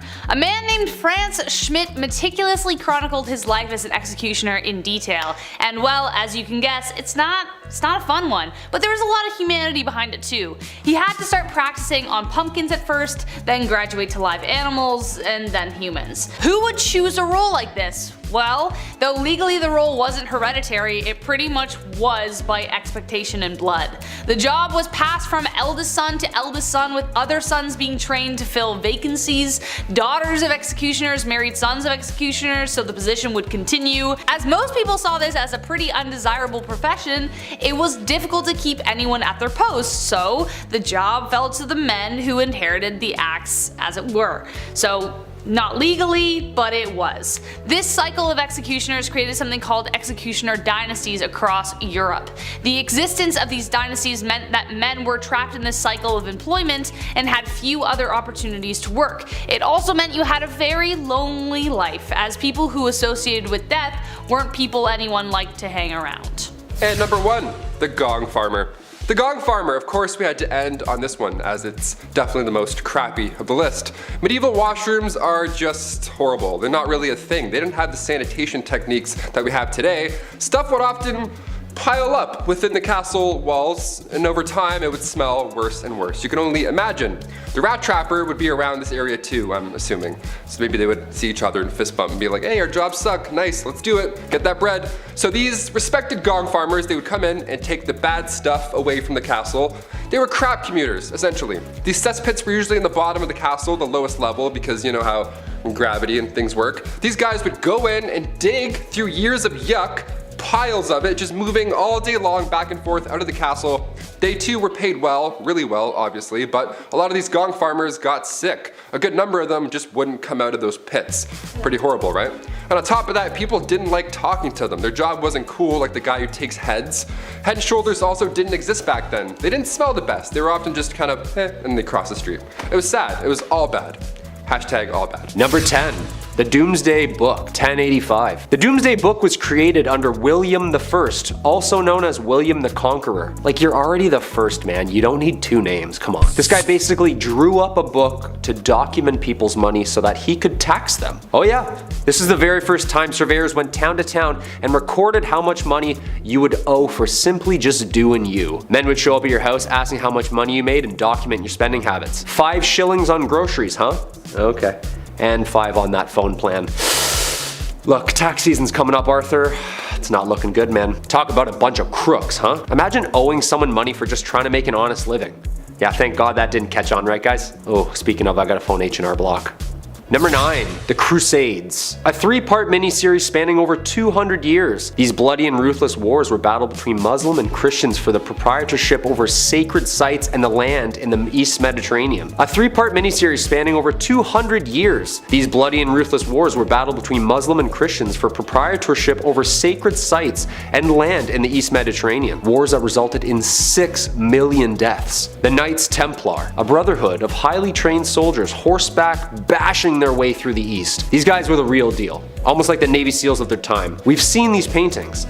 The elite fighting force with the red cross painted on their chests. I wonder if they had to do a Hell Week. These soldiers were the most trained and savage fighters in all the Christian armies. Richard I leading the 3rd and final crusade, earning him the name Richard the Lionheart. Back then the names were always something so aggressive and scary. It was never like Richard the Clownfish or Henry the Pygmy Goat. No, we need fear. Way more fear. Number 8. The Magna Carta. The year's 1215. We need some laws, people. This document was one of its kind. A document setting out the laws and limitations from the common man to King John himself. A legal system written down so that there are clear do's and don'ts. No free man shall be seized, imprisoned, dispossessed, outlawed, exiled or ruined in any way, nor in any way proceeded against except by the lawful judgment of his peers, and the law of the land. Did you get all that? Write that down. Except women, they don't have laws. And they can't act in plays. Sometimes people needed to face the music, and even animals. Huh? That's right, animals. Being tried in a court. A lively and popular event trying any law-breaking animal from goats to pigs to even chickens. Ladies and gentlemen of the court, did you, Mr. Feathersworth, peck the floor, yes or no? Objection, Your Honor, leading the witness. My brain can't fathom this, guys. At number 7, Satan's incarnate. Back in the medieval age, women were very much oppressed and incredibly misunderstood. I mean, they thought so many women were witches, and as time went on, the criteria for diagnosing a woman with witchitis or whatever got bigger and bigger to the point where literally any woman could be accused of being a witch for the most BS reasons. Back then, people thought that women were Satan's incarnate, and so they were predisposed to sin, and therefore, they had to be witches. Logic, not quite present, but go off, I guess. There were 4 reasons why a woman could be considered part of the devil's posse. 1, because it was believed that women are foolish and gullible, which is why they turned to magic. 2, because women are insatiable when it comes to their carnal pleasures, and so they seek out help from the devil to satiate their needs. 3, because women talk a lot and we speak lies apparently. And 4, because women are weak, and the only way we can seek revenge is by using magic powers and spells. Now what in the balls is this all about? I don't know. Maybe men in medieval times were just jealous that they couldn't kiki it up with the devil, or because they knew deep down that women run the world. Number 6, nosy neighbor. If you were a man back in the Middle Ages and you had an affair, well, you would have to pay a fine. And then that's it. You would go back to your life. But if you're a woman, like everything else on this insane list, it was so much worse. Affairs happen a lot, okay? It's normal. Remember that Ashley Madison scandal back in 2015? It sucks, but also it's not surprising at all. This isn't news to us. Back in the Middle Ages, women were treated the worst for these affairs. They would take their noses off. They would literally take a woman's nose and or ears off of their face because they had an affair. Frederick II used to punish adulterers by using rhinotomy. That was the removal of one's nose. The whole point of this was to make the victim unattractive. Isn't that the worst thing you've ever heard? This is a real thing people did, swear to God. Thing is, nobody is running around confessing that they're cheaters. Somebody has clearly spilled the beans, so they knew what was gonna happen if they got caught, yet they would still rat each other out. Meanwhile, the guy just pays a small fee. Snitches get stitches. Just saying. At number 5, married young. Lots of people get married at different ages. I mean, I know people I went to high school with who are already married, and I know people who didn't get married until later in life. But in medieval times, women, or rather girls, were getting married off at very young ages. At just 12 years old, a girl would reach the age of maturity and was then entitled to marry, usually to someone her parents had already chosen for her. To me, that just sounds so unfair, right? I mean, this kid hasn't really been able to live their life, make mistakes and learn from them, and now they're expected to be a wife and soon a mother? I could never. I mean, I'm only 22, so I'm not even thinking about those prospects, but I couldn't even imagine the amount of pressure that would be on a 12-year-old at the time. What's worse than just the age at which these girls got married was the treatment that they received from their husbands. Under civil law, a husband was literally allowed to physically harm his wife. In moderation, of course. It was actually a medieval tradition for husbands to, quote, treat his wife as a pupil and teach her manners. As you could imagine, this made a lot of wives really mad, and so many wives offed their husbands. But things rarely got better after that, because if they were caught, they would be sentenced to burn at the stake. Note to self, don't get married in medieval times. Number 4, the walk of shame. We've all heard the term walk of shame at some point, but what does it really mean? And also, where did it originally come from? Well, it was originally referred to as a skimmington or rough music. And no, it doesn't mean they would blast Slipknot this whole time. This was done to wives who were bossy or overbearing. They would be forced to walk through the entire town barefoot. All those crooked, horrible stone roads, ankles just toast. It was horrible. They would also be scantily clad too, because why not? Because men are making the rules, that's why. And as you guessed it, crowds would be waiting outside, all prepared to bang pans and yell horrible things at her. I guess these dudes just never had jobs. I don't know, they were just always on standby, ready to yell at a lady walking by through town, bare feet, all because she was deemed too bossy. Okay. If you're wondering who exactly is responsible for these public humiliations, the court. The official court. Judge Judy back in the day would be like, yes or no, did you raise your voice? Okay, case dismissed. take your shoes off, we're done here. What a joke. At number 3, ladies of the night. Sometimes you gotta do what you gotta do to get that coin, right? We all have our side hustles and dead-end jobs to be able to afford rent and whatnot. And sometimes we're not exactly proud of the work that we do to make money. It was the same back in medieval times. People had to find any means to make money, and for a lot of women, they used what their mama gave them to support themselves and their families. One of the more positive sides of life for women in medieval times was the fact that being a woman of the night was actually a recognized profession. Later on throughout the times, this profession would be deemed illegal, but in medieval times, it was as common as being a baker or something. These women were actually considered to be merchants because they sold their bodies as if it was any other sellable good. Being a woman of the night was such a common and widespread profession that nearly every town in medieval times had a brothel, even in towns with small populations. So yeah, maybe they didn't have that big of a marketplace, but they no doubt had a place where you could go see some quality mommy milkers. Number 2, grand theft witchcraft. If you were a woman in the Middle Ages, you were accused of being a witch pretty often. They thought women communicated with the devil, like Bree mentioned earlier, just because some townsfolk with 3 teeth said so. Great, thanks Abe. Good job, good report. The punishment for practicing witchcraft wasn't a heavy fine like guys who cheated, but they would be burnt at the stake. This was popular in Scotland along with drowning. Those are the 2 big ones. Remember earlier how I said women would sometimes be dipped into a river or a pond? Well, they would also sometimes just be left there. It's called witch dipping, and depending on if she floated or sank, that's, witch or not. The dumbest thing I ever heard. If you were charged with treason or witchcraft, that was the ideal punishment, because it surely beats burning to death in front of an entire village. This all got out of control come the start of the 17th century with the Salem witch trials. That's when people were like, you know what, I think this is wrong. I think we should stop, let's put this torch out, I think we're good. That's when 19 people were executed for being witches. God forbid you knew how to do bedmas in the Middle Ages. Also, that's a lot of coordination to get that many townsfolk together and be like, okay, you need this, how many people are standing here? Almost like you would use basic math to figure that out. You're a witch too. Spoiler alert, we're all witches, because we know things. I don't know, I hate this. And finally at number 1, crimes of the heart. For some unknown reason, people were really out here in these streets in medieval times trying to accuse women of everything. Witchcraft was a common accusation, but the other common crime that women were often accused of was adultery. But you see, the thing is, someone could accuse a woman of adultery even if she never had physical contact with another person. Now, how the heck does that work, you ask? Well, it depended on where these people lived. During the medieval age in the Byzantine Empire, it was considered adultery if they spent a night outside of their husbands' or parents' homes. In Slavic parts of Europe, a woman could be considered guilty of infidelity for simply going to a public event. I'm pretty sure with this logic, if you even breathe in the same general vicinity of a man, then you could be accused of adultery. I mean, what the F is that up? The only bright side, I guess, is the fact that when it came down to punishments for adultery, men usually got the worst punishments in comparison to women. However, they would be accused of this crime way less often than women, so I guess in a way we still got the short end of the stick.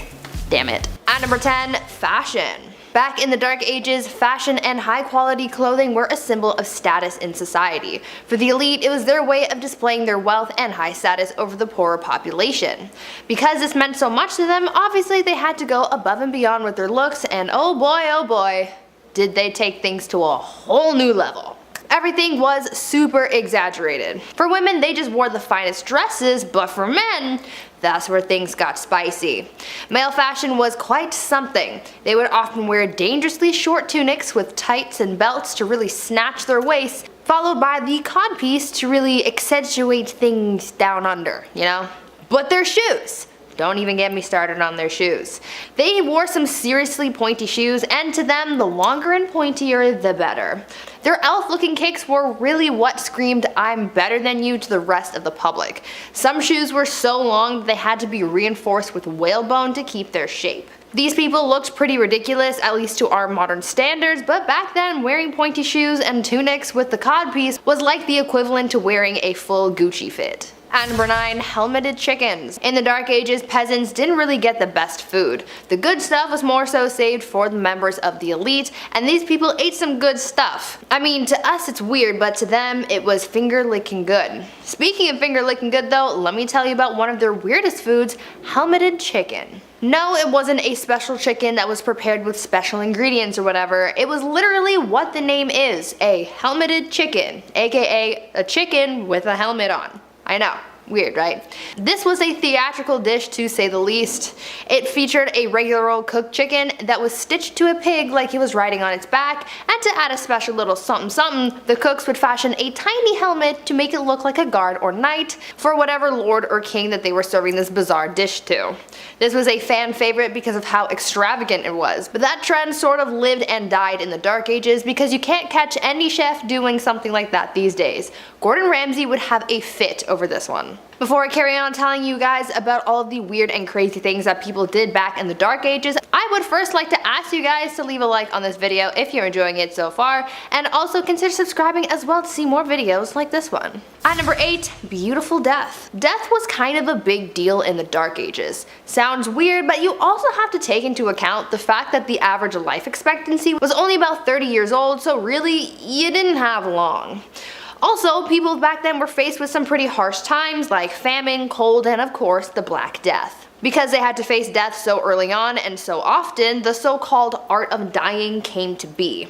The whole premise behind the art of dying revolved around dying a good Christian death. According to those who lived in the Dark Ages, your death had to be planned and peaceful. When someone was on their deathbed, they would concern themselves with accepting their fate without, quote, despair, disbelief, impatience, pride, or avarice, end quote. This art of dying thing was very popular amongst priests, and this actually led to a lot of painters at the time depicting people in holy professions as submissive to death and what was to come for them. Number 7. Shroud of Turin. The origins of the Shroud of Turin, a piece of cloth that bears the image of a one Jesus Christ, a crucified man, shrouded in mystery it seems. According to tradition, the shroud was used to wrap the body of, again, one Jesus Christ after his crucifixion, and many Christians believe this right here to be the burial cloth of Christ. I pointed like I actually have it here. I don't have it here. I wish I did. That would be great. We get a lot of likes, but no, it's over there. However, its authenticity is the subject of ongoing debate, of course, because, I mean, who really knows? The shroud first appeared in historical records in the 14th century, and it's been housed in Turin, Italy, since the late 16th century. Again, that's a pretty mighty piece of cloth right there. Next national treasure. Nicolas Cage has to grab that and put it in his pocket like a cowboy. Number 6. John Cabot's fate. John Cabot, he was an Italian explorer who sailed under the English flag, and he's known for his voyages to North America in the late 15th century. His final voyage in 1497, this was intended to establish English trade and settlements in the New World. But Cabot, he set out with a small fleet of ships from Bristol, England, and he sailed along the eastern coast of North America. However, something happened. He encountered difficulties, I guess one could say, including rough weather and a mutiny among his crew, which is much worse than a storm, I would say. And his fate remains unknown to this day. That rhymed, Dr. Seuss, love it. Some historians believe that Cabot may have perished at sea, while others speculate that he may have made it back to England and then died there. So, how did he go? Was he eaten? Who knows? Who really knows? Number 5, the plague. Yes, we just lived through one of these. Isn't that neat? Can't wait to tell my kids about that one. Plagues are everywhere throughout history. Some are short, some are impossibly incredibly long. The bubonic plague arrived to medieval England in 1348. Now the death toll here, it was devastating. I mean, we put up some crazy numbers in the last few years, don't get me wrong, but in the Dark Ages, the bubonic plague took out almost half of England's population. That's insane. They didn't even have Uber back then. You're like, how? How did that happen? Back then, the plague was a bacterium now known as Yersinia pestis. Symptoms were jarring, to say the least. There were lumps in the armpits and or, groin area. Not fun. Black spots would appear all over your body. It was uncomfortable, and it was noticeable, definitely to say the least, that you were plagued out. Almost all that were infected died within 3 days, more often than not without a fever. Just randomly, boom, done. The drop in the population resulted in a widespread of wealth. That's, I guess, a bright side. Not really. Workers were demanding higher wages, farmers were demanding lower rents, and the poor got expendable income. Sounds a little familiar, dare I say. Number 4, Greek fire. One's absolutely crazy. Greek fire was a weapon used in medieval times. It was particularly used by the Byzantine Empire, and it was known for its ability to burn even when submerged in water. Yeah, almost like magic, some would say. Some scary, hot magic. The composition of Greek fire was a closely guarded secret, but it was known to be a highly flammable liquid that could be projected from tubes onto enemy ships or soldiers. So yeah, they would just blast liquid lava at you, and then they're like, yeah, War's done, just like that. Like in Game of Thrones, where it's just green fire, it was kind of like that. Greek fire was often used in naval battles and set enemy ships ablaze in 4 minutes or less, and its use was a significant factor in the success of the Byzantine navy. The exact ingredients and recipe for Greek fire, like I said, they have been lost to history, and its composition remains a subject of debate and speculation among historians. Let's hope we don't find this one. I don't know, let's find some pharaohs, mummies, tombs, treasures. That's great. Some guy's like, oh, the recipe for liquid lava that we can shoot at people. Awesome, let's do it. Number 3, the Vinland map. The Vinland map, this one's fun to all the toptographers, map people. This one's for all the map fans out there. The Vinland map is a medieval map that depicts parts of North America, including a region known as Vinland. Not to be confused with Vineland, that's pretty good, that's a fun one. Vinland is believed to have been visited by the Norse explorer Leif Erikson around the year 1000. Now the map was first discovered in the 1950s and it's believed to date back to the 15th century. Buster Rhymes, I'm like, however, its authenticity has been the subject of ongoing debate among scholars and historians because, you know, it's like Atlantis. Some have argued that the map is a forgery while others believe that it's a genuine medieval artifact, like the Shroud of Turin with, you know, Jesus' selfie. This is amazing. I have to say I believe this was once a real place. Sure, why not? The amount of pharaohs and leaders, dictators, all these people throughout history lost in books that have been burnt. Of course there are places and maps that have also been lost to history. Or maybe I've watched too many National Treasure movies. Could be the latter. It's probably that too. Number 2, the Dancing Plague. Alright, this one's fun. Hit that like for Step Up 2 fans. This one's gonna be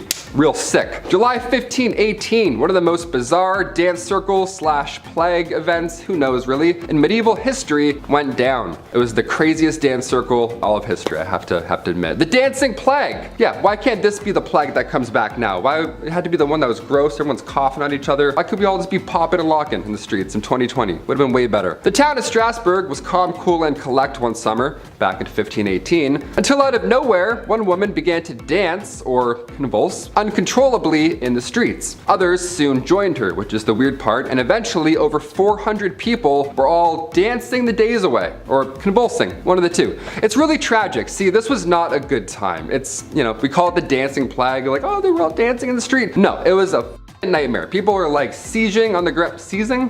People are seizing on the ground. It was tragic. A good amount lost their lives due to pure exhaustion alone. Authorities, they tried their best to help out the situation. They paid for musicians to perform for them while they convulsed, which is just the thing you need back then. They're like, oh my god, what's happening? Quick. They just played music. They're like, this makes it way better. This is so fun now. No, it was horrible. Everyone was sick. This was a disease. This happened a few times in Europe, believe it or not, between the 14th and 17th centuries, and we still don't know what exactly happened. All we know is that it was some sort of illness and that it was not like Step Up 2. Apparently it was not sick, nor 3D, nothing like that. And finally, number 1, no insults. This one here is great. This would change the game today. If we brought this one back, so good. I can't whistle, but it'd be like that. If you hurled insults at somebody back in medieval times, they were entitled to compensation and they could summon everyone else who's around at the time to be a witness. Yeah, if you spoke bad of someone during the Viking Age, even if the person wasn't there, it could ruin their reputation. And because of that fact, you now need to pay them for the possible damages you caused with your words, with your sick, nasty words. It doesn't even matter if the insult was true either. The reputation was how you gained employment back then, how you met friends, and it was really important. It was an important thing not to be messed with. Also, if you insulted one man, apparently you insulted his entire family as well. So it's like that Vin Diesel kind of Fast and Furious family's everything vibe where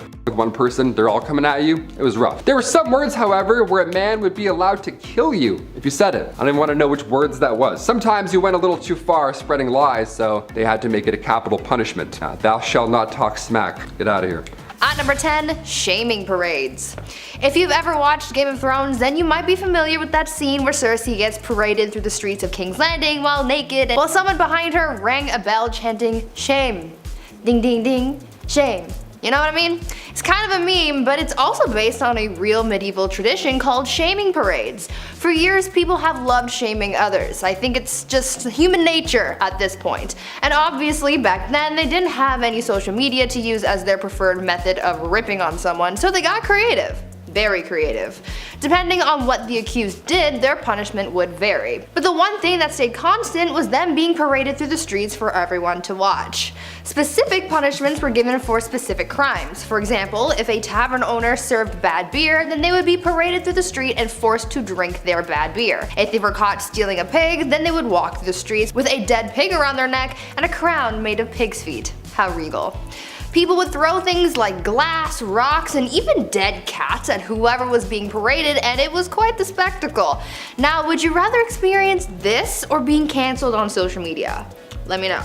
At number 9, bloodletting. Back in the Dark Ages, medicine just wasn't the greatest. Clearly, I mean, they had a plague that wiped out 50% of the population in Europe.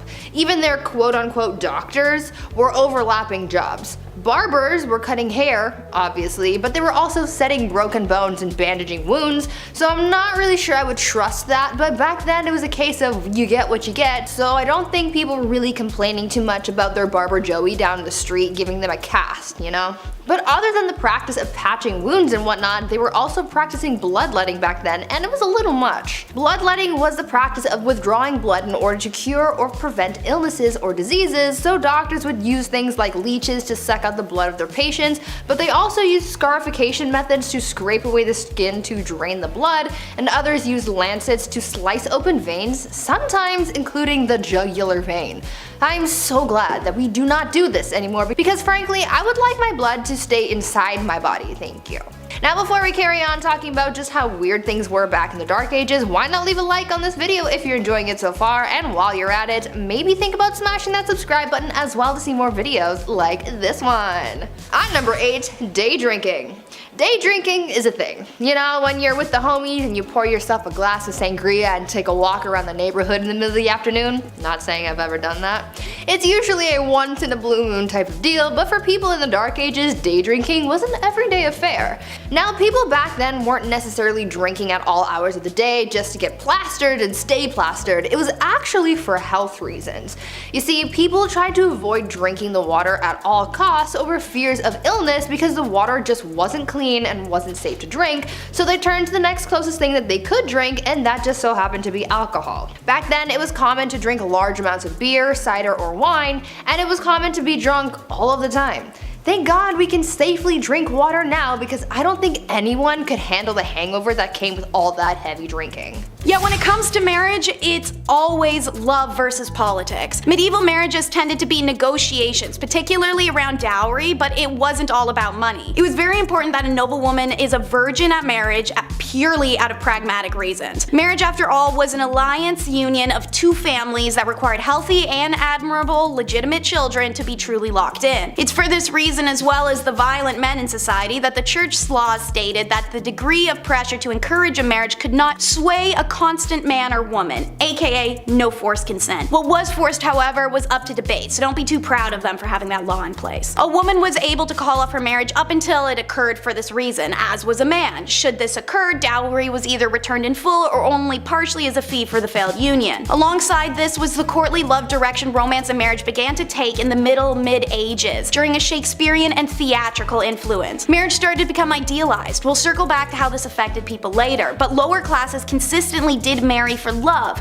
since there's little to be gained materially from marrying for them. For most part, there was no official ceremony. That the social level marriage was more like, hey, we're married now and living together. By 1400 AD, there were actually many laws decreeing marriages needed to start becoming a public affair, and one may wonder how often people did marry in secret. Next up, watch lords try to impress ladies with a lance measuring contest. As mentioned, courtly love and chivalry are important facets of medieval society and culture, and seeing as tournaments and displays of masculinity were centerpieces of this culture, it's no surprise it made its way into courting. By 12th century England, tournaments were in full swing, usually consisting of jousting and melees, a big organized throwdown between knights that were not expected to be dangerous but occasionally resulted in serious injury or death. These tournaments were respectable places to meet potential suitors, and singles flocked to these spots to watch heroic knights joust bust and parade themselves around while noble maidens looked on adoringly. Some contemporary conservative commentators, as well as the church, however, complained that the tournaments were places of frivolity, scandal, and lust. Buzzkills. Don't worry, if sword fighting isn't your forte, then poetry or songwriting were also popular ways to express your love to a lady. And remember, when meeting a beloved, dress to impress, but not so much that you cause a scandal. Remember, sumptuary laws exist. It'd be pretty embarrassing to be arrested and sentenced on your first date with someone. It was advised that medieval women getting ready for a date should wear their tallest steeple hat and their best dress, and top it off with their finest linen wimple. This helped to elongate the neck. A long neck on a woman was considered beautiful. So was a bunch of other weird stuff that we'll get to in a second. Meanwhile, men should always remember on a date to wear their best gown and hose, which are pantyhose. But as said, don't dress too posh. The sumptuary laws of medieval England, such as the statute concerning diet and apparel of 1363, tried to ensure that citizens did not dress or consume above their social status. These rules included what kind of fur trims could be worn and by whom, colors, hats, patterns, shoes, and all the whole shebang. Check out our video Top 10 Unusual Medieval Laws You Never Knew Existed to learn more about sumptuary laws and laws of fashion. The rules of etiquette will most definitely help you avoid scandal when invited over to the family home of your potential lover, and they were genuinely as follows. 1. Keep your hands clean. Don't stroke the dog or the cat. Be sure to wipe your fingers on the tablecloth instead of licking them. 2. Bones are not to be gnawed, and don't pick your teeth with the sharp irons. 3. Don't eat with a fork. Forks were used to prepare food, but most medieval Europeans thought forks were an odd thing to eat with. 4. Don't eat with a knife either. Many people carried the knives on them on their belt to carve up the food before eating, but don't eat with it. 5. Okay, if it's a liquid, use a spoon. People tended to eat with their hands for everything else. 6. Don't sit too close to the salt cellar. Salt was expensive and associated with prestige, so it's a good dating tip at a big dinner to see who sat closest to the salt cellar. And 7. You can burp, but look up at the ceiling as you do so. And 8. Remember, you must not urinate at the host's premises unless you're staying overnight and it's before bed. Obviously, some of these things like wiping your hands on a tablecloth, eating without a knife, or holding your pee until it's time to go are pretty unusual to us now.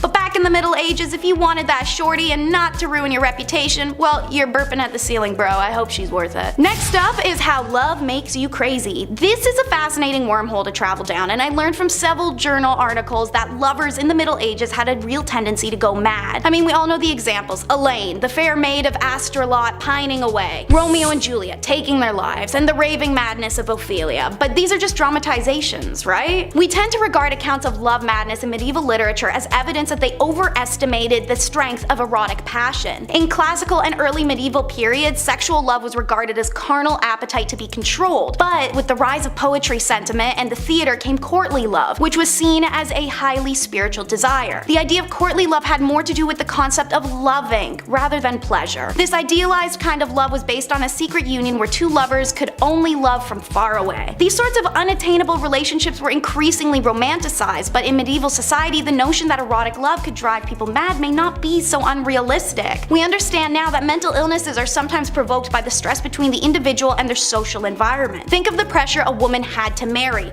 Her whole life is purely based on existing for marriage and childbirth. The headspace created would be incredibly vulnerable to valuing all self-worth off of said marriage. If she had no suitors or faces rejection and begins to start aging out of normal marrying age, these could be detrimental to her mind. Mental illness existed in the past. This level of self-worth being carried by societal pressure that also will punish a woman for her sexuality or existence of it should it be perceived as sinful or unwomanly is unbelievably stressful. So yeah, women primarily would literally be driven insane by marriage and their value being tied up in it. But it's okay to be crazy as long as you're hot, so let's follow these medieval beauty tips. These are actually documented tips I rounded up, so let's run through the list. First, pluck your eyebrows and move your hairline back. A high forehead was considered attractive. One hair removal recipe was a vinegar mixture with ant eggs and ivy. Yum. Second, cancel all your Mediterranean trips. You need to whiten your face. Paleness was considered beautiful, and to achieve this, some women would apply mixtures to their skin such as white lead powder mixed with sheep's fat. Weird. Third, while you're at it, hide those birthmarks and moles with homemade concealer. These blemishes were sometimes associated with witches in the Middle Ages. You may know this from our top 10 unspeakable things women went through in the Dark Ages video. One popular concoction was a face mask of bull's or hare's blood. Fourth, brunette is boring. spring, go blonde with organic hair dye. Flaxen hair for women was considered the most beautiful. Women who were not blonde could try a hair dye made from stale sheep's urine and saffron. If word of mouth wasn't enough to get these beauty tips to you, rest assured, Daniel of Beccles wrote a popular 13th century etiquette book. Regarding appearance, he said a man's hair should be neatly styled with a beard that was neither long nor shaggy, and nails should be attractive and teeth should be kept clean. How do you keep your teeth clean? One recipe for teeth cleaning in the Middle Ages was to mix sage leaves with salt, roll into balls, bake them into a powder, and then rub them on the teeth. Sage advice indeed. And if you do not want to be a scandalous unmarried spinster, you better listen to it. And last but not least, don't forget to bring the hemlock. Whether you're two dirty knaves trying to get down lawlessly, or a married couple who didn't want kids, hemlock was your best friend. So yes, while the medieval church made it clear that sex outside, and for some clerics inside, of marriage was sinful, the literary and documentary evidence suggests that these medieval Brits were still finding ways to be as randy as rabbits without an illegitimacy scandal. It was hemlock, a recommendation made by 13th century author Peter of Spain in his book Treasure of the Poor. Peter wrote men should rub boiled paste of hemlock on their boys before intercourse.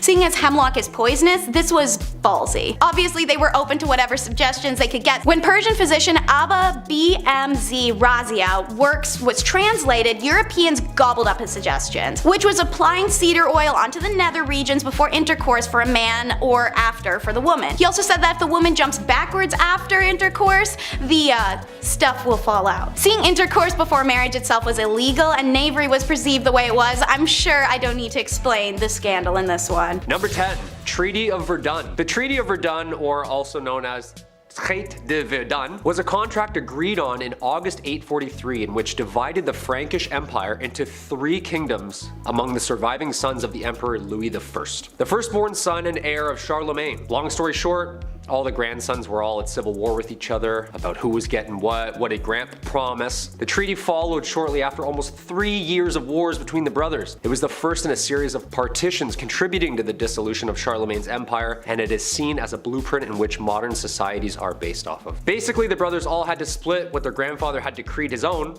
into land. Lothair the First, coolest name, Charlemagne's eldest son, received Francia Media, or the Middle Frankish Kingdom. Louis II received Francia Orientalis, or the East Frank Kingdom. And Charles II received Francia Occidentalis, or the West Frankish Kingdom. You and I both know the youngest got the most. Come on, I'm just gonna say it right out. Everyone likes to talk about the eldest son this and the eldest son that, but we all know the baby gets whatever they want whenever they want, don't they, huh? I'm looking at you, Taylor. Come here, man. It's true, man. The baby gets everything. Middle child? This guy didn't even exist growing up. Didn't hear from him. Number 9. Underground Castle. Big Chet and I are currently replaying Ocarina of Time, so in honor of Hyrule, I gotta include this medieval castle. It was once a residence during the reign of King Henry III. This castle was actually discovered recently underneath a prison yard back in 2015. The old prison castle, we love those. Shawshank Redemption 2, Medieval Edition. Super recent discovery. Archaeologists discovered walls of a castle underneath the basketball court in southwest England at a former prison. Yeah, dudes were shooting threes over top a kingdom and they had no idea. How amazing is that? This was the same castle that played part in the mid-1100s during England's Civil War. The castle actually fell later in the 1400s, and the prison was built on the grounds later in the 1700s until it closed its gates forever in 2013. And then we were shooting threes and then we discovered it, of course. If I was a ghost haunting these grounds, I would make every shot miss. Easily. I would just float near the net, tap the ball away. Like, nice try. Back to prison. Number 8. Stonemasonry. So we all know about who wrote what and who translated what to what text and which language while writing what play, which was based on who. But who built all this stuff? When we think of the Dark Ages, we can't forget the megalithic Leviathan stones carved and molded together to create the enormous Gothic castles and cathedrals that are still standing to this day. How did people do it back then? Well, masons in medieval England were responsible for building. Masons were highly skilled craftsmen, and their trade was primarily used in the building of castles, churches, and cathedrals. There were 3 main classes of stonemasons. There was the apprentice, the journeyman, and the master mason. So what would a medieval construction site exactly look like? Well, of course, there's the master mason. He's usually the head and the overseer of the work, and he's the most skilled of the tradesmen. This is like the head honcho on site. We've all seen this guy walking around site. He's always angry, he's always yelling, "Hey, who's got the plans? You, give me those. What are these? Backwards, you idiot. I would have put the window down there." So how did they exactly chisel out all of these castles from one giant rock? Well, they didn't. The stone had to be quarried first. from quarrymen. These were not masons. Their job was to get the stone for the masons to work on out of the ground. Local stone was used first, but occasionally stone could travel vast distances, even from other countries. So I gotta drag that boulder there all the way to Scotland? Okay. Some of the most beautiful architecture ever created can be still seen across Europe. The amount of time and skill it took for these people to have designed, constructed, and chiseled such megalithic sites still baffles me. I'd be trying to read the plan still. Oh, that's north. I got it, we're good. It's because of a cheater's fama, number 7. While fama is a Latin term for reputation and good name, every country had its own version of this fama. And if you cheated, or were even just accused of cheating in 13th century France, which by the way happened a lot because husbands just want to get rid of their wives, the woman was always the center of the punishment, even if that was the man who had been cheating. This is because the status is all a woman ever had for a very long time, and the name of her family's reputation laid on her shoulders. Thus, all that pressure to be religious, virtuous, and most importantly, a submissive woman. The customary laws of Agen province list public humiliation for both the wife and her lover as the appropriate punishment for adultery. If the man could escape before or even after arrest, he could get off without any punishment, and his partner had to face her punishment alone. The woman got no such reprieve, even if she was just the mistress he cheated on his own wife with. In fact, if she tried to escape arrest, it warranted a death sentence. Women whose fama suffered through public shaming, walk of atonement, were no longer deemed honorable members of society, and seeing as standing of individuals before law at the time was often based on their reputations, what others thought of them, and how they behaved in public, she'd be left, as I said, homeless, familyless, and dejected. For my Game of Thrones people, think Cersei. Number 6 is no protection. Get your mind out of the gutter. That's not what I'm talking about. I mean, there's no protection from capital punishment. While civil laws were easier to work around by just getting married alone, you can borrow money or property, you can buy things that you couldn't before and sign contracts, the criminal law didn't bend to a married woman, as she faced the same penalties as an unmarried one. Now, there are technically one exception: pregnancy, but only because it could potentially be a boy, which is insane. Additionally, all women were exempt from certain torts, such as the breaking wheel. But man, when a woman got capital punishment, it was the one and only form, and it was the most brutal and painful one: burning at the stake. By the way, they claimed this was the only and the necessary option of execution for a woman, as it's a preservation of female modesty. Apparently, other forms of execution were unbecoming of a woman. Although there may be some truth to this wild justification, modern historians have rounded it down to just misogyny, as well as a deep-rooted suspicion and dislike of women as the root of this execution decision. Essentially, when given the opportunity to punish a woman, men went ham for it and wanted to see her suffer as much as possible. So women experienced the worst executions of the Dark Ages. Number 5 is why women want to stay in religious favor. In medieval Europe, a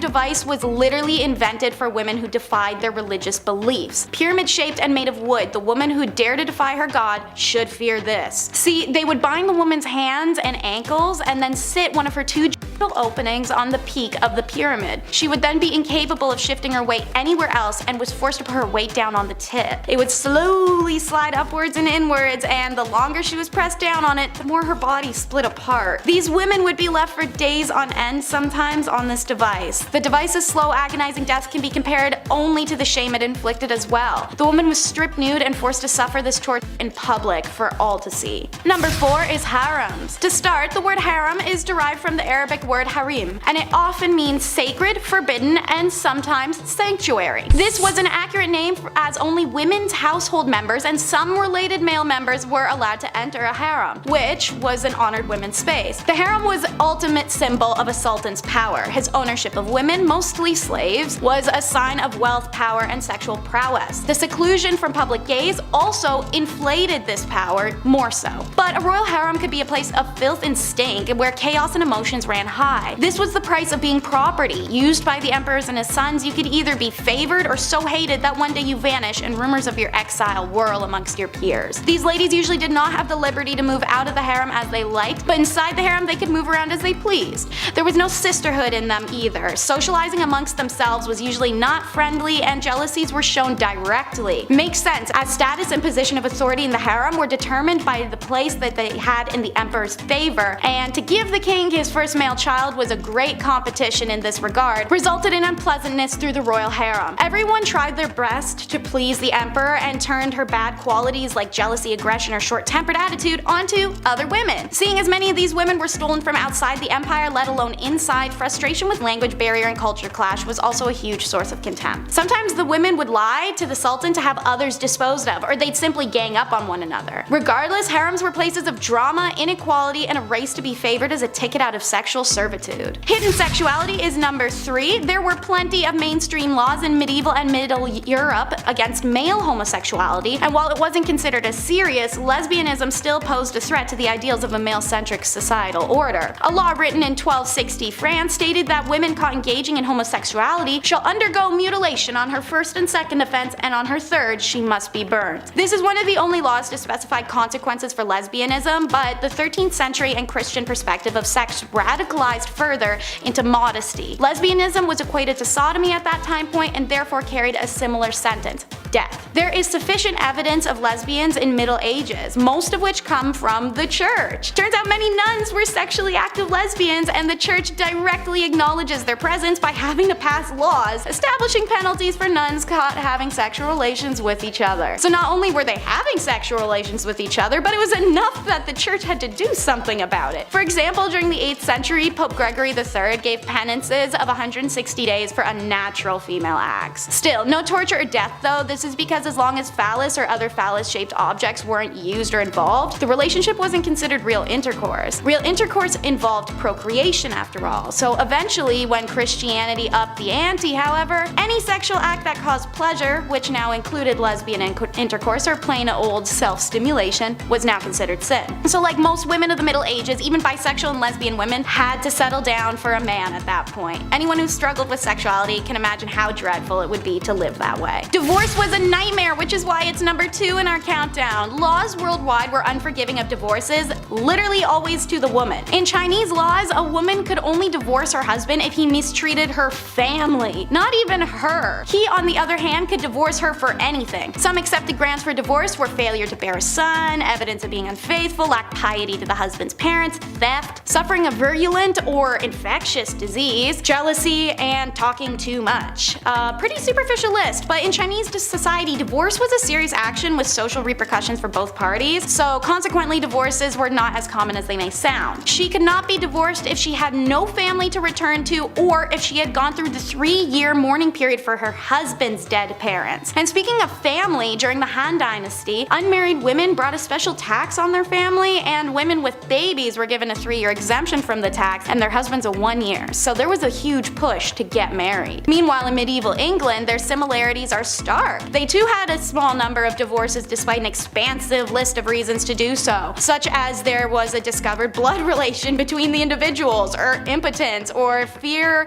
used to obtain consent, marriages entered into under false pretenses, things like that. In many of these cases, the lack of sufficient evidence made them difficult to prove and thus deterred people from taking their cases to court. And number 1 is the tradition of foot binding. It existed for around 10 centuries, and there are women alive today who still have feet that are the result of feet binding. Foot binding involves systematically breaking the feet and shaping them inwards. This tradition started in the 5 Dynasties 10 states period of the 10th century, when beloved concubine of the emperor built a gilded lotus flower stage and performed a dance on bound hoof-shaped feet. Being a beloved concubine, the other concubines of the emperor attempted to imitate her feet to curry his favor. So foot binding began within the royal court and spread through China as the next fashion fad. It's done in a ritualistic ceremony accompanied by a variety of traditions to ward off any bad luck. They began by tucking the toes under the feet and using a long, tight ribbon wrapped up to the ankle to hold it all in place. Anytime the foot grew, they broke it inwards more, a process usually taking 2 to 3 years. The foot would remain bound for the rest of a woman's life. There is a whole list of issues this caused. Outside of extreme agony and being a handicap, it caused some women pain for the rest of their life. Their walk was changed, as was their posture, and the idealism of a slim body to lighten the pressure on one's feet was all the rage. The binding of feet actually caused the women to develop strong muscles in their hips, thighs, and buttocks, so much that the characteristics were considered physically attractive to Chinese men of the area,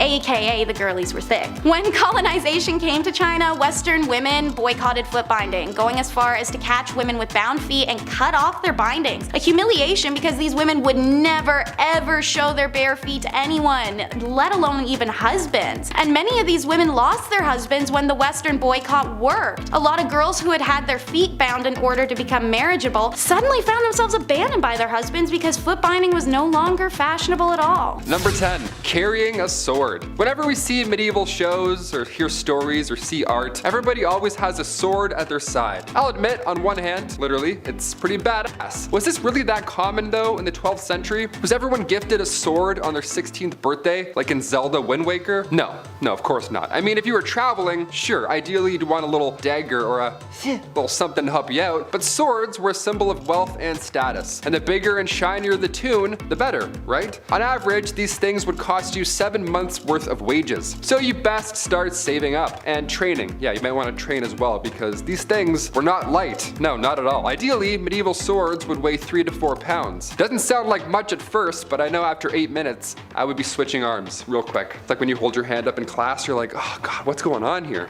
Gotta do some push-ups. In our number 9 spot today, we have the death cage. If you were to take a look at the punishments used in history, it quickly becomes clear that people of the past just really liked watching people die or have pain inflicted upon them. It's very strange, it's very dark, and it certainly is not for the faint of heart. The death cage is just one of the many horrifying punishments used during the Dark Ages. Essentially, this was just one method of execution that was extremely public, as they would strip the person down and lock them in an iron cage that was placed somewhere that everyone would be able to see. From here, the condemned person would be locked in there with no food or water, and everyone would just watch as they slowly died. Unbelievably messed up for a multitude of reasons, for sure. Sometimes, to make matters even worse, however, the condemned person would also be slathered in milk and honey so that they would also be attracting insects, just to make the whole dying process even worse. It's all bad. I'm just thankful that those days are over. Number 8. The summer of 1348, aka the Black Death. Now let's talk about this horrible event, shall we? If you thought summer 2020 sucked, well, buckle up, this one was pretty bad too. The bubonic plague arrived to medieval England in 1348, and the death toll here was absolutely devastating. Somewhere from 1/3 to half of England's population gone, just like that, and that's it. The plague hit hard and it hit fast. Now today we have variations of the virus, one we shall not name, but back then the plague was a bacterium now known as Yersinia pestis. Now symptoms were quite jarring. You got lumps in the groin or your armpits, so that can't be comfortable. And next, the infected would notice black spots appearing all over their body. Almost all that were infected died within 3 days. More often than not without a fever, so you wouldn't see it coming, aside from the black spots and the things I just said. Now, the drop in the population resulted in a widespread of wealth. Workers were demanding higher wages, and farmers were demanding lower rents. The poor got expandable income, so it kinda helped, kinda didn't. I don't know how to explain that. The Black Death spread more than a mile per day, and it's all thanks to traders and travelers. Yeah, humans can't stay still for a bit. We love traveling, even through the Black Death. Cause you know, why not? Roads are empty. As long as there aren't any rats hiding on board, maybe you'll make it. Number 7, leech collector. I always enjoyed catching frogs growing up, that was always fun, but apparently I gotta step my game up. This is weak. A leech collector is, well, exactly what you think. Back when medicine was pretty much non-existent, sickness was just wafting throughout these old towns, just moving through towns. Like the G from the Goosebumps logo, just haunting towns, moving through. Scariest intro ever, eh? So the solution back in the day was the classic, oh, if you feel sick, maybe try bleeding for a bit, see if that helps. Yeah, they would use horses' legs to lure out these leeches, but most of the time these leech collectors would have to get in and get dirty and just grab them themselves. They would have to swim around and touch as many things as possible. They would make contact with as many leeches as possible. How gross is that? That was the best way to collect them, really. I would have fainted so often, that is horrible. The loss of blood here was obviously so intense, so it was a, horrible job to have. And on top of that, you gotta look out for the same reason they need leeches in the first place. Disease. Yeah, that's still out there. Leech collectors were so common throughout the 18th century that leeches basically were extinct at that point. We almost lost leeches. So close. Number 6. Jesters. The earliest accounts of the fool go back to the 11th century, so pretty OG. These fools were hired to liven up the party, dance and be silly, wear pajamas. Most of you have an image of a jester in your head, jumping around on tables, telling jokes. That's actually pretty accurate. Yeah, it was pretty fun. It was one of the best jobs to have, obviously. This title of a minstrel, or a fool rather, it was an honor to have. The fool's payment also was no funny business. That was good stuff. Roland Lepetier, he was like a major jester back in the day. This guy got 30 acres of land from King Henry II. Just here you go. Just show up and fart and be funny. Have all this land. That's like a kingdom. You have a kingdom because you're funny and you're silly. He would whistle, jump around, and literally fart on people. On Christmas Day, this guy would come over and just ruin your entire breakfast and just be like, yeah, I have all this land. And then he would take off. Crazy. You just ruined Christmas, sir. Stop farting on my food and family. Thank you. I would never want to be a jester. They had to also go into battle and spread bad news too. It was fun and silly, but they were also royal. They had to do lousy stuff too. Number 5. Groom of the stool. Nowadays, higher ups in the office, they have assistants, to grab your coffee for you. Maybe they answer some phone calls, keep the business running while you're off, doing your businessman stuff. Assistants are vital today. The groom of the stool though, that was a bit much. We have some labor laws put in place now. I don't think we're gonna see any online ads opening for a groom of the stool. We'll see though, fingers crossed. It had good benefits. Back in the Dark Ages, this role was vital and respected. It was created by King Henry VIII, and this role was to assist the king, and specifically assist his bowel movements. You had a box that you carried with you at all times. That's where the magic happened. The dark magic happened in this box. You would literally follow the king around until he needed to go to the washroom, until he needed said box. Porta potties weren't a thing back then, and there's no way you're going to catch that king squatting in the woods. In fact, you wouldn't even catch that king wiping his own behind. That chore was also reserved for the groom of the stool. Yeah, lucky you, right? In this stool, you would have water, towels, a wash bowl. The whole setup would be in there. You're probably thinking, Taylor, which poor soul had to be stuck with this role? A prisoner? Somebody who lost their sense of smell, hopefully? No, only sons of noblemen could take on this role, and in doing so, they also gain access to every room in the castle, tons of clothes, any bedchamber furnishings, you name it. And of course, a high pay. Always helps. Thank God. That's maybe the worst job in history. Maybe. We're almost there, you'll see. Number 4, divorce lawyers. If you've seen Game of Thrones, you've heard of trial by combat. That was the norm back in the day, you fight for your freedom, that's great. But what about divorce by combat? What in the Mr. and Mrs. Smith is happening? Was this real? I can't believe this. If you and your significant other weren't getting along in the Dark Ages, instead of, dishing out thousands on couples therapy and signing all that paperwork and getting it done with and going your separate ways, no, instead they would battle each other, like combat. It was an organized event too. It had restrictions in place for the husband. It's pretty hilarious to think back on. Like the husband would have to stand in a hole with one hand tied behind his back, while the wife ran circles around this hole with a sack full of rocks. A sack full of rocks, how intense is that? That's why you don't cheat in the Dark Ages, Lancelot, okay? Just take the barn, take the horse, take it all, I quit. Get me out of this hole, untie me. Number 3, toshers. Toss a coin to your tosher, here we go. This was one of the worst jobs back in the day, and it wasn't even a legal job. Shh, don't tell. If you know any toshers, keep their secret, Early 19th century London, I know, a little more modern here, but definitely worth a mention. These toshers would spend all their time in sewers below London trying to find coins or valuables that have been just accidentally washed away. Yeah, they would just search for scrap metals, anything really that nobody else wants to go down and claim, or reclaim rather. It was worth the plunge as well. A lot of these folks would make around $20,000 a year. Just gotta do this a lot, and you're good. Number 2, dentist, doctor, surgeon, spy. Dentists were not a thing in the Middle Ages, Dr. Downer didn't politely tell you to floss more and then shake your hands while you're watching a show getting a cleaning. No, it wasn't like that at all. They did have a barber. They had one guy, he did it all, a barber from the Dark Ages. Yeah, this appointment is gonna suck, my friends. Cavity, toothache, maybe you accidentally bit a rock, chipped a molar. They would only pull these teeth, that was the only solution. Barbers were responsible for cutting hair, pulling teeth, bloodletting, the classic 3-in-1 appointment we all have to do every month. Doctors were seen throughout history and they've seen a lot of horrible stuff. Back in the 1500s, patients were walking in with an arrow sticking out of their legs. Yeah, instead of cutting the tip off and pulling the opposite way, the arrow remover would come in and then, cut into the injury, opening it more. That's always great. And then you would hold it open and then you'd pull the entire arrow back out of your leg. Yeah, what a fun job. Or chest. Wherever the arrow went, you had to figure that out. This poor soul. And finally, number 1, the rat catcher. Another Game of Thrones classic. If you're a rat person, I know there's a lot of people who do like rats, like rat tricks, and they have like cool rat friends. That's awesome. I'm not one of those people. I'm not bashing you, but I am bashing this job. This would suck. First of all, rats as a medieval punishment was horrible. Where do I even begin with this one? This was one of the worst punishments for the rats as well. This is a 2-for-1 when it comes to pain.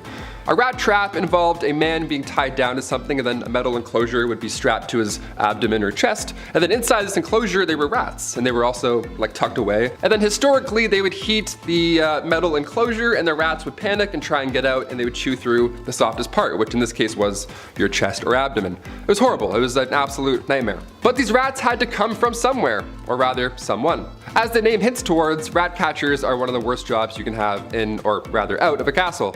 It's an important role, you know, just like being a fool or a literal walking, talking toilet. There needs to be a chasseur de rats. Back in those times, rats and mice were the leading source of spreading disease, and with these castles being big and dark, there were probably a lot of them hiding. Black rats were a common household problem, so we need to get those out. So in comes the well-respected rat catcher. These guys would sometimes try new spells to get rid of the rats. Wasn't always helpful, wouldn't work. More often than not, didn't work. So poison powders were the next main trick here.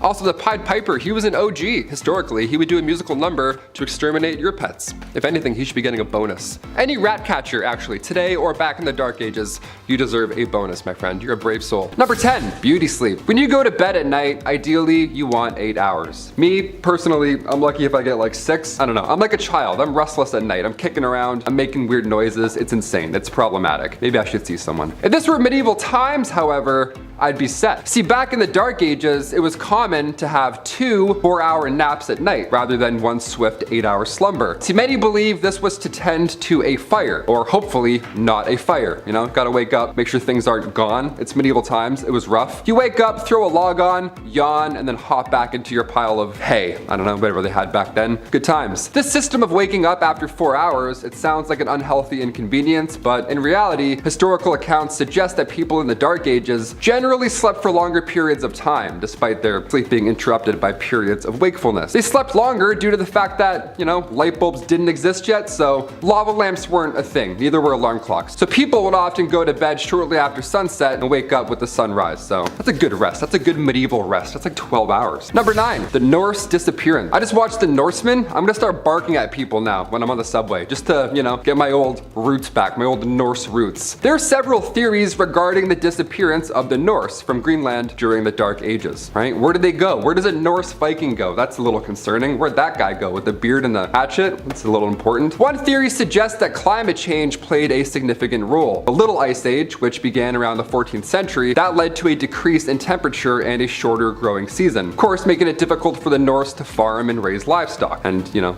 have that big mighty beard and eat good. This could have resulted in a decline in food production, leading to famine and ultimately the collapse of Norse settlement. Another theory suggests that the North Another theory suggests that the Norse were unable to adapt to the harsh conditions of Greenland. The Norse were used to living in more temperate climates, and the extreme conditions of Greenland could have been too difficult for them to endure. They were a little too hot for comfort. Finally, there's a theory that the Norse were driven out by the Inuit, who had been migrating into Greenland around the same time as the North. So a little bit of a beef happened there, a little West Side Story with Vikings, if I may. The Inuit were skilled hunters and fishers, and their presence could have put pressure on the North settlement, ergo war. But it's likely that the combination of these factors contributed to the disappearance of the North altogether, so exact reason, that's still a mystery. I vote the Inuit though. There's probably some beef. There's probably some settlement beef. Number 8, Green Children of Woolpit. Now this is a medieval story that tells the tale of 2 children who randomly appeared in the village of Woolpit in England, but they showed up with green skin and they spoke an unknown language. So aliens confirmed, for sure aliens. I wouldn't even open that door. The children were taken in by a nice local landowner, and although they were initially very distressed and refused to eat any human foods, they eventually adapted to their new surroundings. Again, green children, didn't speak English, aliens. Reminder. The boy eventually learned to speak English over time, and he explained that he and his sister came from a land where the sun does not shine, and everything was green. Yeah, it's like Avatar 3 going on. Something's going on out there. Sometimes the grass is greener on the other side, but sometimes the people are also green. That's fun. That's a fun little bit. Bunch of incredible hulks in a place where there's no sun. Sounds nice and warm and welcoming. Lovely. Let's find out more. The origins of the story, of course, remain a mystery, with various interpretations ranging from folklore to my personal favorite, extraterrestrial encounters. Love aliens, love that. Grew up watching Signs. You tell me in the comments, did this happen? Are these aliens? Were these just random children? Is this all bullshit? Who knows? Number 7. The streets. Unusual to most, but very common to women of ye olde times. When you're a woman who's got nothing, sometimes you gotta give something. That something just so happens to be what's hiding in your pants. It's a profession that's as old as time, and it will not be going anywhere anytime soon. Women work the streets. I don't think that's anything to be ashamed of. Number 6. Joan of Arc. It doesn't get more unusual than the savior of France. England and France were having a go at it, if you will, which, if you know history, was like round 12 of 100. Anyway, it wasn't going too well for France. It was going rather poor, actually. The same kind of poor I got on my report cards under the paying attention section. Oops. Then there was Joan, really a nobody, when one day she heard the voice from a higher power that she was to drive the English out of France. Naturally, the people around her, especially the men, scoffed at the thought of a young woman being the hero they needed. But given that they had nothing to lose, suited her up and sent her out. Plot twist, she did very well, like crazy good. The Battle of Orleans proving her grit. The English were so confused and disgruntled by a young peasant girl defeating their armies, they thought it was only proof of one thing, that she wasn't a sign of God, but rather a sign of the devil. How dare a woman beat us in that's man stuff, you can't do that. Number 5. Queen. It is unusual. Most people didn't get to be royal. I mean, think about it, seriously. Although I'd certainly like to be, I can't just imagine it. King of the internet.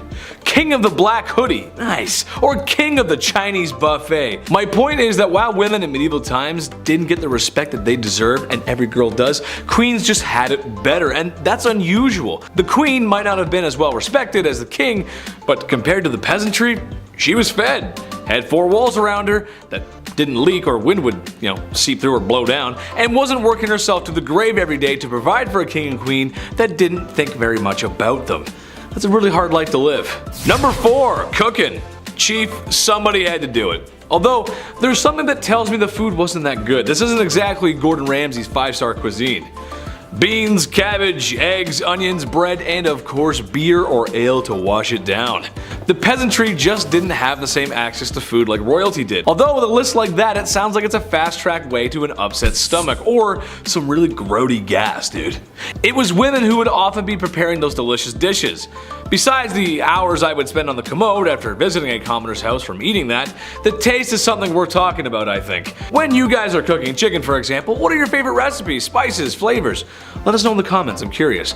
My favorite chicken is barbecue chicken, brushed with a little Diana sauce. Medieval folks just didn't have that. More upsetting than that is the lack of spices in general. While there were some, anything not local would have been crazy expensive and not available to common folks. Medieval women did the best with what they could when they had it. That's just how it goes, Chief. I talked to him, he's a chef, he said it's alright. Number 3, nuns.